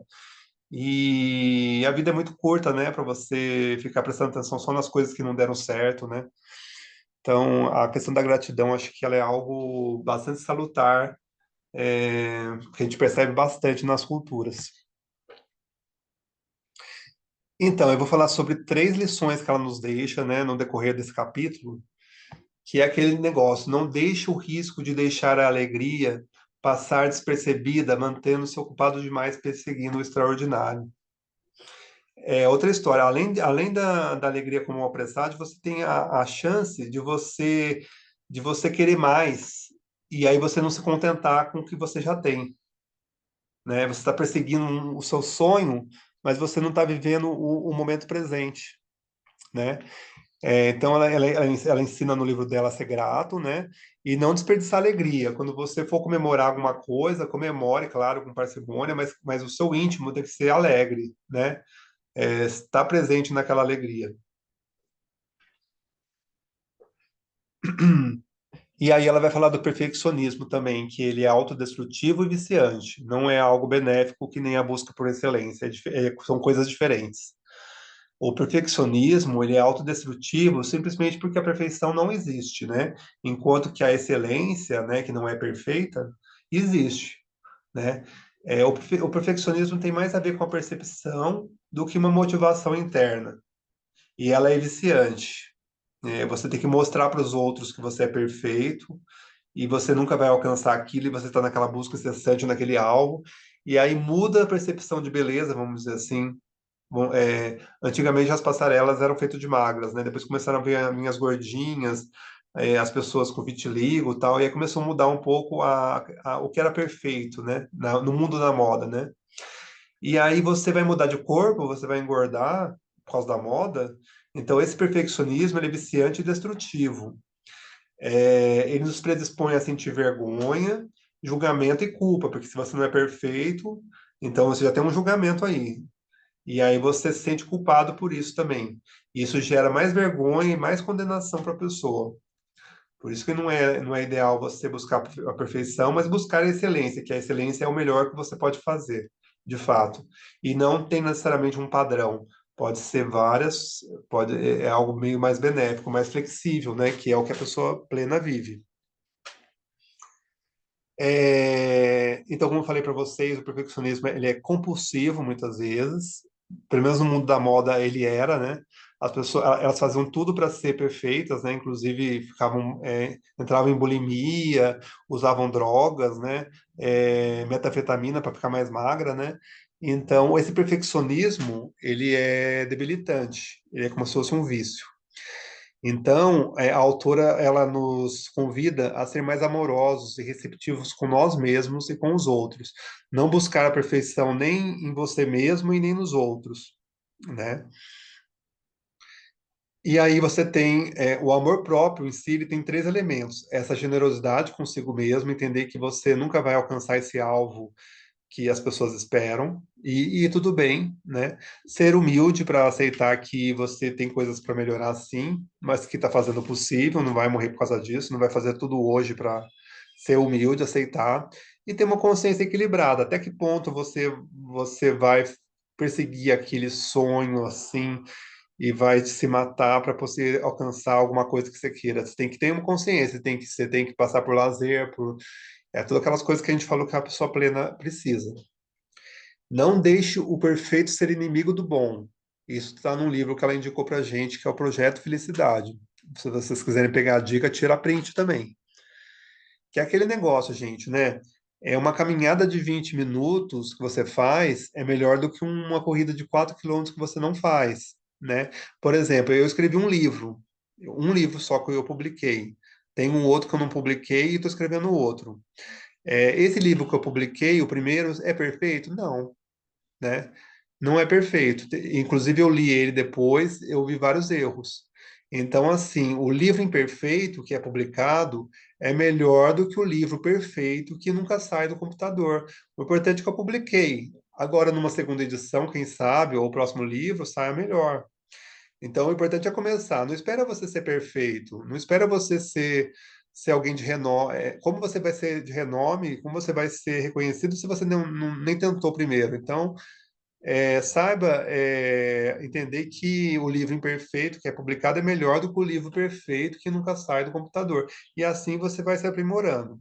O perfeccionismo, ele esmaga a criatividade, né? É aquilo que a gente falou. A partir do momento que você tem um alvo a ser alcançado, você não tem mais criatividade, porque, vamos dizer assim, é, você tem que. Eu dou o exemplo da moda porque tem muito a ver com perfeccionismo, né? Para você ser perfeito no mundo da moda, antigamente, então você tinha que ser magra, branca, uma coluna ereta totalmente, né? Você tinha que ser. Tinha que ter aquela cara, ser aquela postura, né? Meio blasé, né? E aquilo, né? Aquilo era o ideal. Isso esmaga a criatividade. Você não tinha gordinha, você não tinha uma pessoa, não tinha as pessoas com deficiência não estavam incluídas. Então você não tem uma criatividade e isso não atende ao público, né? De certa forma. Então, o sentido da busca pela mulher ideal na passarela mudou muito de 30 anos para cá, vamos dizer assim, né? Hoje em dia está muito mais flexível, né? Até porque a nossa natureza é imperfeição, né? Não é a perfeição. A nossa natureza já é imperfeita. Todo mundo nasce com alguma coisinha torta, né? Nós não somos perfeitos, não, que algumas pessoas acham.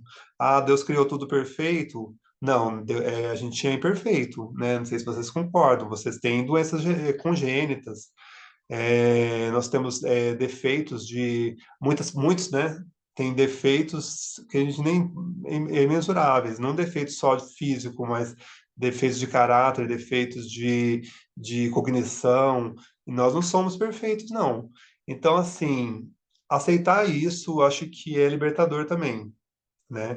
E ser criativo em cima disso, né? Que nem eu falei para vocês. A pessoa já nasceu fofoqueira, tá? A gente já considera a fofoca um defeito, vamos dizer assim, né? Ela pode trabalhar numa empresa de fofoca, né? Uma tititi, uma contigo, talvez ela dê certo, né? E isso é ser criativo com a sua própria vida, aceitar os seus defeitos e vamos lá, vamos ver o que nós temos de caminho a seguir aí. Vamos ver o que alguém falou isso. Ó, que alguém falou aqui. Lendo o livro me veio sempre na cabeça a palavra timidez. Também entendo como a armadura ter uma atitude de timidez com a vida. Porque quando você é tímido, quando você, por exemplo, tímido para mim é assim, eu acho que é uma reação de não reagir, né? Você é tímido, então você fica quietinho, você fica parado, e é uma armadura para você não agir. É a vergonha. A timidez é quase a mesma coisa que a vergonha, né? Eu acho que a timidez acho que a timidez não é tão prejudicial quanto a vergonha, porque a vergonha tem a ver com algo que te impede mesmo. A timidez, a gente até acha bonitinho o tímido, agora uma pessoa vergonhosa nem tanto. Tem umas diferenças, né? Não sei se vocês sentem a diferença de timidez para vergonha. A timidez, ela te impede de agir, né? Mas ela deixa você quietinho ali. Você é tímida, parece que é da pessoa, né? Ser tímida. Enfim, é uma espécie de armadura, sim. né? E às vezes funciona, né? Tudo bem, mas não é o ideal, porque nós precisamos ser corajosos para os nossos sonhos, né? Muitas vezes, né? Não precisa nem falar da arte, ela fala da arte. A arte é perfeitamente imperfeito, né? Não sei se vocês sabem, a arte do século XX é bem diferente da arte renascentista, por exemplo, que é uma arte que buscava a perfeição, de fato, né? Depois da invenção da câmera fotográfica, a gente não precisa mais ter uma arte perfeita, né? A arte, ela busca pensar, busca fazer refletir, e não precisa ser necessariamente condizente com a realidade, né? É bem a gente perceber isso. Então, arte é tudo aquilo que é perfeitamente imperfeito hoje em dia, né? É aquilo que nos faz refletir e você pode também usar isso como não é uma armadura, mas é como uma tática para vencer certas coisas suas que é imperfeita, né? Então, quantas pessoas, por exemplo, que não tem os casos das pessoas que não têm as mãos, elas começam a pintar com o pé e as pessoas ficam tão espantadas delas pintarem com o pé que compram o quadro delas e elas ficam famosas por causa daquela habilidade. Quer dizer, a arte é um caminho para quem é imperfeito, né? Acredito. Você expressa a sua imperfeição ali, né? E tudo bem, essas coisas maravilhosas, né? Uma das estratégias mais universais de entorpecimento é viver loucamente, atarefado. É aquele negócio que nós falamos, o entorpecimento não é só de substâncias, né? Ela pode ser de comportamento, né? Pode ser de querer trabalhar. Inclusive, o trabalho é o vício mais aceito, né? Acho que mais do que as redes sociais. Porque você pode dizer que está morrendo de trabalhar, que as pessoas falam, nossa, parabéns, é trabalhador, esse aí tá dando duro, tá de parabéns, né? Então, é o único vício que é aplaudido de pé. Se alguém se diz trabalhador ou workaholic, é visto como uma pessoa maravilhosa, vamos dizer assim, no ponto de vista capitalista, né? De produzir, de... Então, esse também pode nos levar à reflexão, né? É uma forma de entorpecimento. Tem pessoas que trabalham demais para não pensar na vida. É, Aí ela vai falar que dificilmente, poucas pessoas não são afetadas por algum tipo de vício, né? Então, como eu falei para vocês, a pessoa pode se viciar no trabalho, né? Existem outras compulsões, né? É, Podemos usar as redes sociais, podemos usar a TV, né? Podemos usar o açúcar, né? Que aí é uma substância, né? Isso para não dizer outras substâncias piores, né? O açúcar é viciantíssimo, né? A gordura, né? Você comer uma comida mais e você não presta atenção no que você está comendo, é uma forma de você se entorpecer, né? Também é um caso. E outra coisa, e outra constatação da autora que eu achei muito interessante é que os casos de overdose, não sei se vocês sabem, de drogas prescritas são maiores do que a overdose por drogas como cocaína, heroína e metanfetamina somados juntos, somados. Então, assim, você tem pessoas morrendo mais por medicamentos que exageraram na Ritalina, no clonazepam, do que pessoas que morreram de cocaína, de heroína, né? Então vocês verem aí que existe que existe uma cultura de medicamentação das pessoas, né? Não fala isso no livro, mas a gente percebe que existe, que é assim, você está depressivo, você tem um antidepressivo, mas tem gente que usa droga, né? Como conhecemos, é uma forma de suprir aquilo. Então é um entorpecimento, né? Só de uma forma não lícita, né?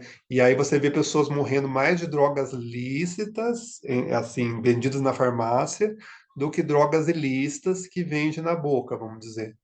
Então você vê aí que existe um entorpecimento grande na nossa sociedade, inclusivamente na americana, que é a qual a Brené Brown vive, né? Talvez em outras sociedades não seja tanto assim. A necessidade mais poderosa de entorpecimento parece vir da combinação de três elementos nefastos: vergonha, ansiedade e isolamento. A pessoa se sente envergonhada, assim, ela se sente reprimida, então ela vai se entorpecer, como a gente falou, é uma armadura contra a vergonha. E a pessoa se sente ansiosa também, ela pode querer se entorpecer. E se ela se isolar, ainda é pior ainda. É pior ainda, se a pessoa se isolar. Então, por isso que, por causa de isolamento, pessoas que vivem isoladas, elas é uma coisa de mão dupla. Não sei se você sabe, viciadas em drogas se isolam, mas será que elas já não eram isoladas socialmente e aí elas foram é uma coisa de mão dupla, caminho em mão dupla, né? Então é interessante essa observação da Brené Brown.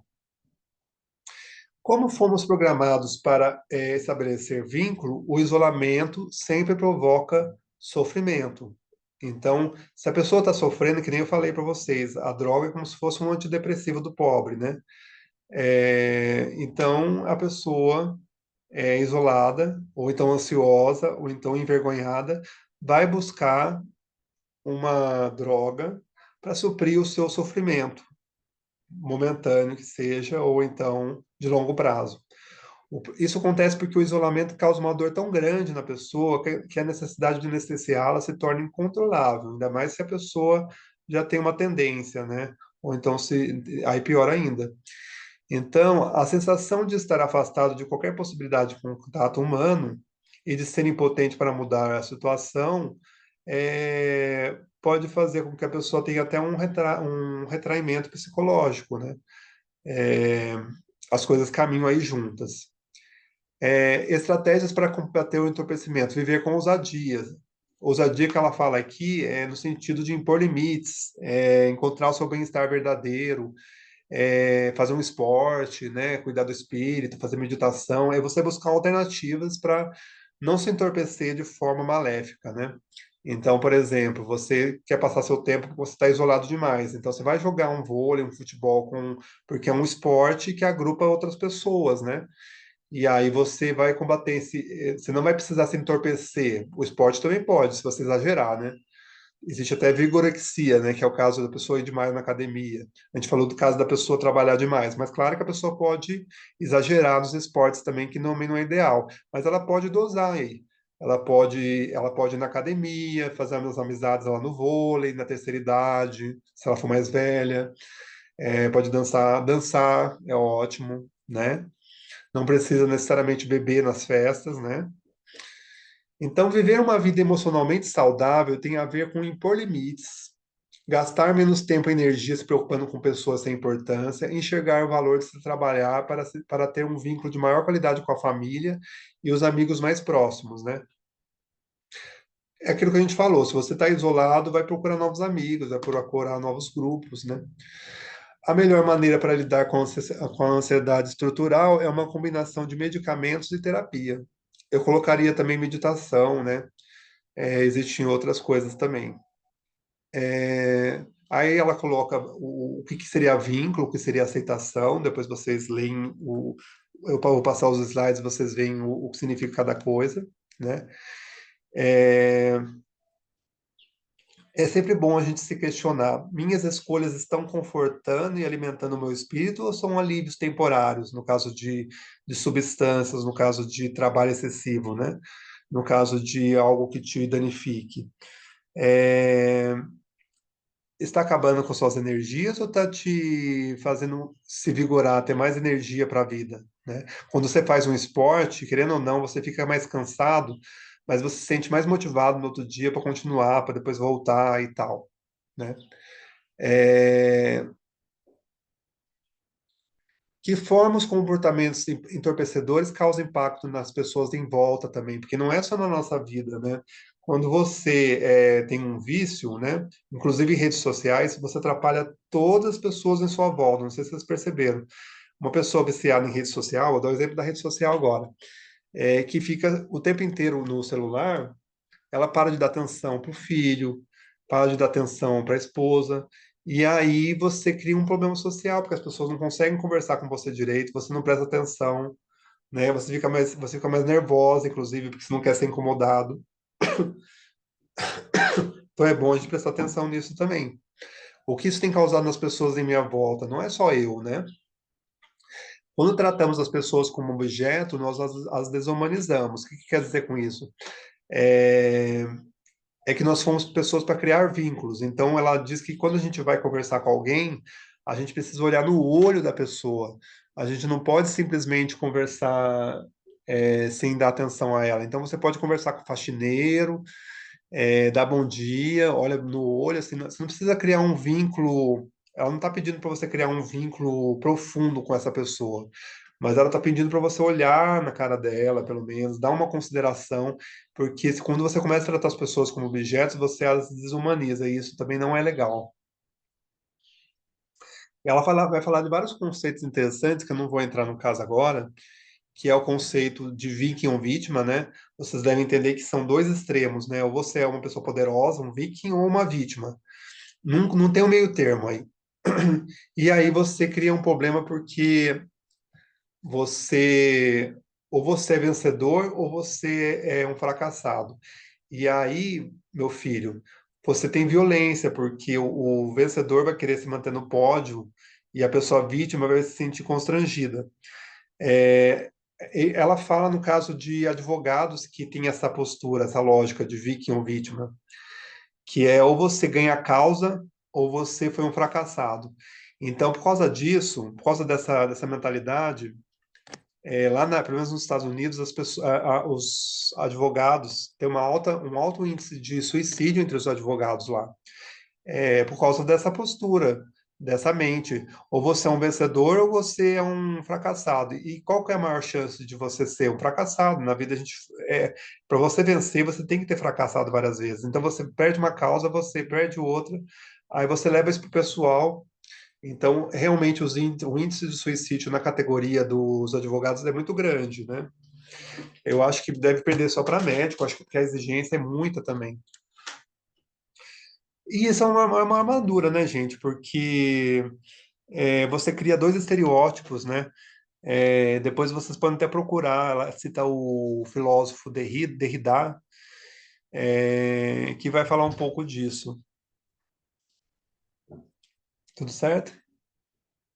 Ah, tá. Deixa eu ler um pouquinho do que vocês falaram aqui. Hoje temos uma sociedade de resultados, né? Exatamente, Walter. Nós temos uma sociedade que é resultado o tempo inteiro. O importante é o que você cumpriu a meta. E aí, se você agiu, não importa como você agiu, não importa se você está trazendo resultados, se você está trazendo, vamos dizer assim, frutos, né? Tem essa visão mesmo. E aí, essa postura ela é um pouco prejudicial, né? Porque ela é muito produtiva e se você não vive uma vida produtiva no sentido de provar às outras pessoas, você cai na parte de vítima, você é um fracassado, né? Então não é por aí. Eu acho que se a gente quer viver uma vida, se a gente quer viver uma sociedade que tenha menos índice de suicídio, menos pessoas deprimidas, é entender que mais importante do que o resultado é o processo, né?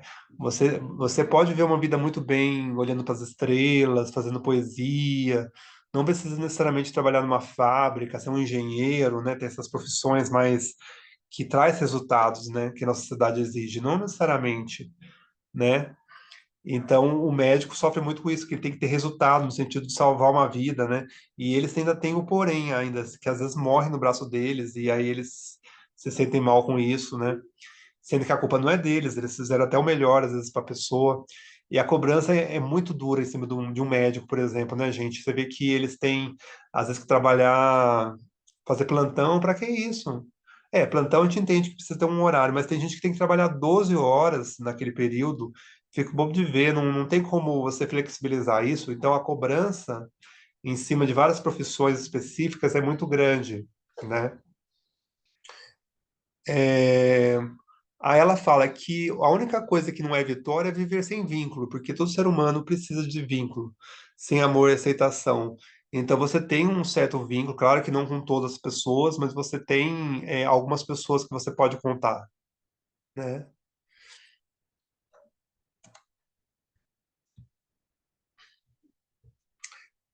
Como eu falei para vocês, superexposição não é vulnerabilidade no sentido da Benebral, porque inclusive você superexpondo a sua vida vai provocar mais isolamento das pessoas, mais desconfiança, porque as pessoas vão falar assim: nossa, mas ela me contou tudo, se eu contar uma coisa para ela, ela pode contar para alguém, né? Então a superexposição também não é benéfica.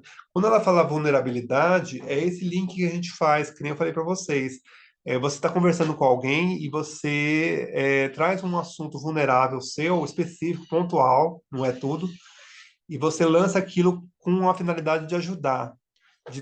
Aquela fala, nossa vulnerabilidade compartilhada joga luz sobre os lugares sombrios. É mais ou menos nessa finalidade.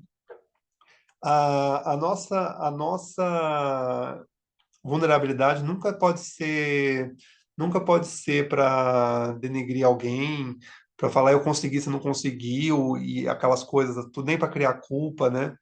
Ela tem que ser sempre para você ajudar alguém nesse sentido. Primeiro, você só conta histórias ou experiências que já tenham sido trabalhadas e resolvidas na sua vida, né? Você não vai dizer algo que você ainda não trabalhou intimamente, não contou para o seu psicólogo, né? Em segundo lugar, você vai compartilhar algo pessoal apenas para ensinar ou fazer um processo avançar, né? Mas aí você revelando informações só para atender ao seu ego também não é interessante, é até antiético, né? Eu só me abro quando não estou tentando preencher carências. Ela deixa muito bem claro isso. Ficar vulnerável diante de um público mais amplo só é uma boa ideia se a informação compartilhada estiver ligada à cura e não às expectativas quanto às reações dos ouvintes. Então, aquele negócio, você vai fazer uma palestra, você vai levar uma informação para as pessoas. Você não vai criar uma expectativa de perfeição, porque você entra naquele erro que a gente já falou, perfeccionismo, né? Tem que entender o que as pessoas querem, né? Você pode, inclusive, chegar numa palestra falando que você está com vergonha, né? Se você tiver mesmo, porque isso quebra um pouco o gelo, e aí as pessoas esperam um pouco de você e você consegue manejar ela mais e aí levar a mensagem para a pessoa. Tomar cuidado com o que se conta, não é todo mundo que a gente tem que confiar, que nem falei para vocês. Todos somos muito gratos pelas pessoas que escrevem e falam dos seus problemas, de fato. Tem muitas pessoas que escrevem, às vezes até em blogs, né, ela menciona que ajuda outras pessoas, ajudar outras pessoas a resolverem determinadas coisas, né? E aí ela faz algumas perguntas para você saber se você pode contar aquilo ou não. Por que que eu estou contando aquilo? Que resultado espero? Que emoções estou experimentando, né? Então, são várias perguntinhas que você pode fazer para ver se a sua entrega de vulnerabilidade é importante, né?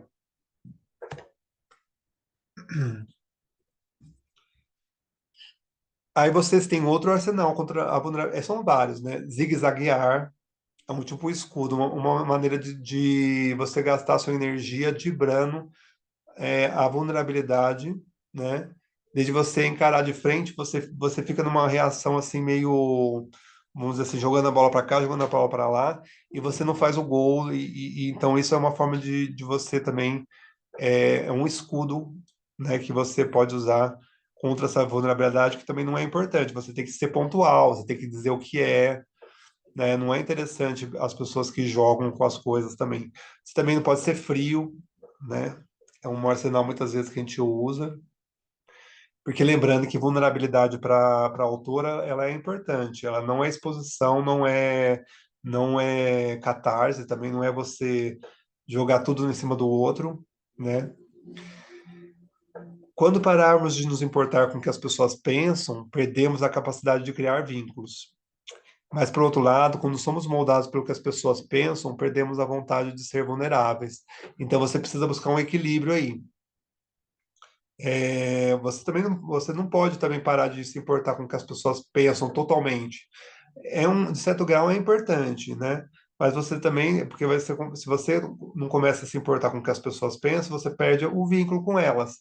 Contudo, se você se molda totalmente ao que elas pensam, você perde a vontade de ser vulnerável, a vontade de ser você, né? Também. Então a gente fica sempre nessa corda bamba, ela fala, né?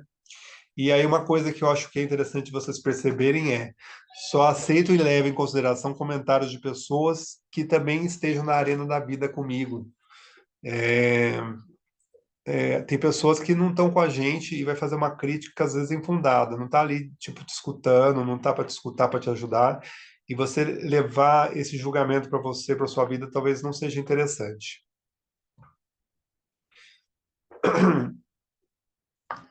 Nossa, falta mais 3 capítulos, gente.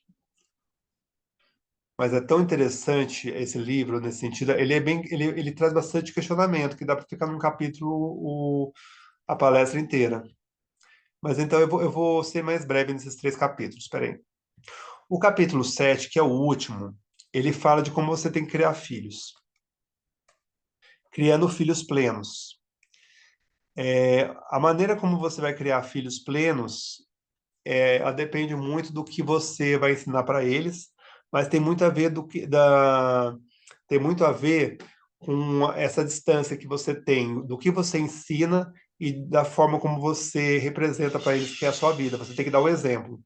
Então não adianta nada você pedir para eles irem bem na escola se você não vai bem no trabalho, por exemplo. Você não tem responsabilidade. É mais ou menos isso. Você alinhar os valores, né? Ela fala isso no capítulo 5 também, que é alinhar, diminuir a lacuna de valores, dos valores que você tem estratégicos da sua vida e do que você espera. Então ela fala assim, devemos prestar atenção no espaço que separa o lugar onde estamos do lugar onde queremos estar. Precisamos praticar as virtudes que consideramos importantes, acolher nossa vulnerabilidade, perseverar no enfrentamento da vergonha. Não precisamos ser perfeitos, né? Mas precisamos ser atentos e comprometidos para alinhar nossos valores com nossas atitudes.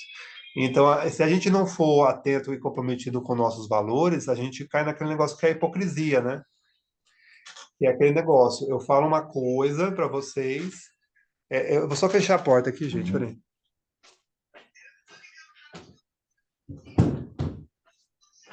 Então, pessoal, você tem que manter, sim, um alinhamento, a maior proximidade possível. Claro que às vezes não vai ser perfeito, mas assim, se eu começo a manter um discurso totalmente diferente do que eu pratico, você vira uma hipocrisia, concordo?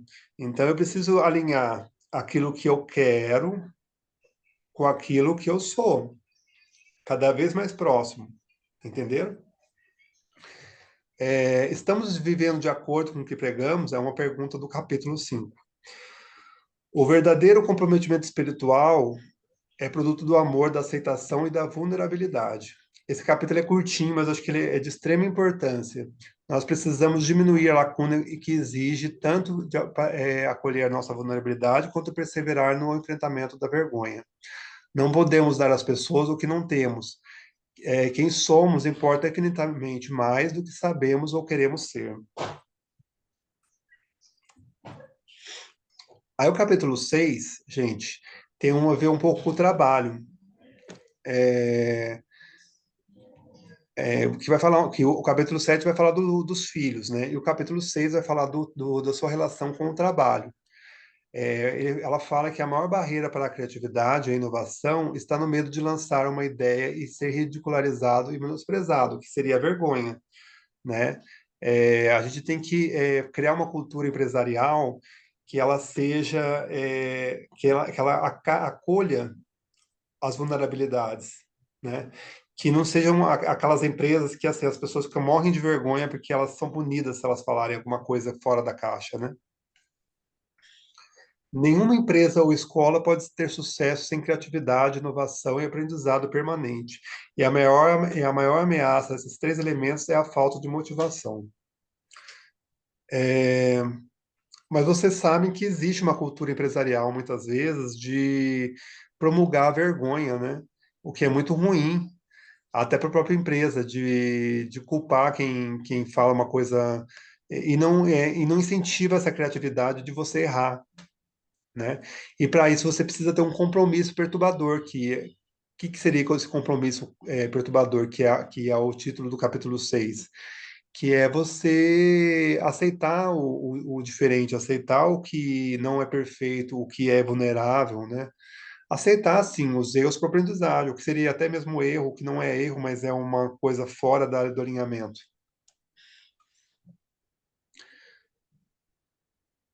E aí ele vai falar da questão do feedback, que eu acho muito interessante, porque assim, o que que acontece? Nas empresas, quando você dá um feedback para alguém, a pessoa ela pode estar envergonhada, que ela tem medo. Se ela está numa cultura de vergonha, ela não quer ser chamada atenção. Então ela já vai para o ataque. Então, um dos maiores equívocos, né, a autora fala, no processo de feedback das empresas é as pessoas se armarem, né? Isso é sinal de que elas estão com medo. É isso, pessoal. Acho que eu falei breve esses três capítulos, né? Deixa eu ver o que vocês falaram aqui para mim. Vou sugerir que continue outro dia sem correr. Muito obrigado, Fátima. Muito obrigado. É porque são muitas informações, né? Eu espero que tenha agregado na vida de vocês. O capítulo 6 e o capítulo 7 são mais específicos, né? O capítulo 6 ele fala da relação das empresas com os funcionários, e o capítulo 7 dos pais com os filhos, né? Então, assim, são coisas muito específicas. Mas se vocês quiserem, eu marco outro dia só para falar desses capítulos também, sem problema. Aí eu falo para quem quiser, né?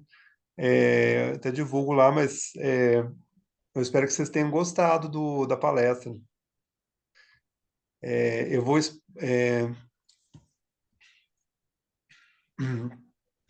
eu ver o que vocês falaram.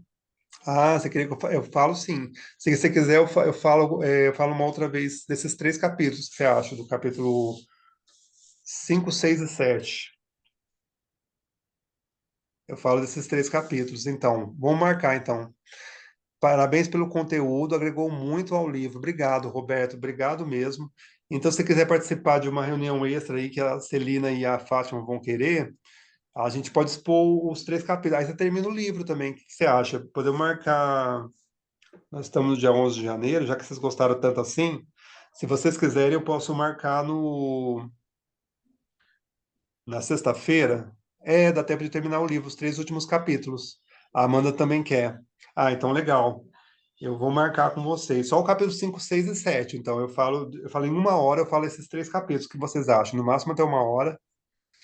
Então, combinado. Preciso ver qual que é o melhor dia para vocês. Vocês já querem combinar? Sábado que vem, acho que eu não posso, mas que tal sexta-feira à noite?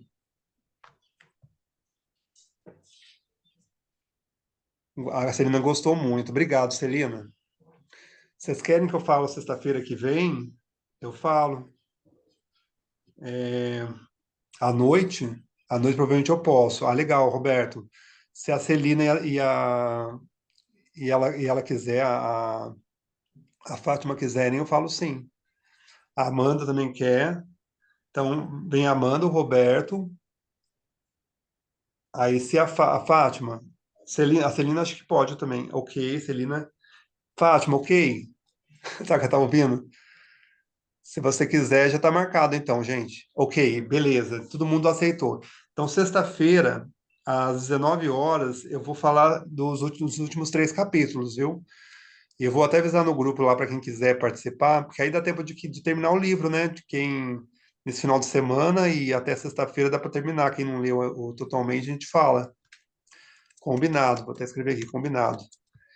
E é isso. E o próximo livro que a gente vai falar no 1º de março é A Psicologia Financeira, do Malcolm Housel, que eu acho que vai ser bem interessante. A Psicologia Financeira, lições atemporais sobre fortuna, ganância e felicidade.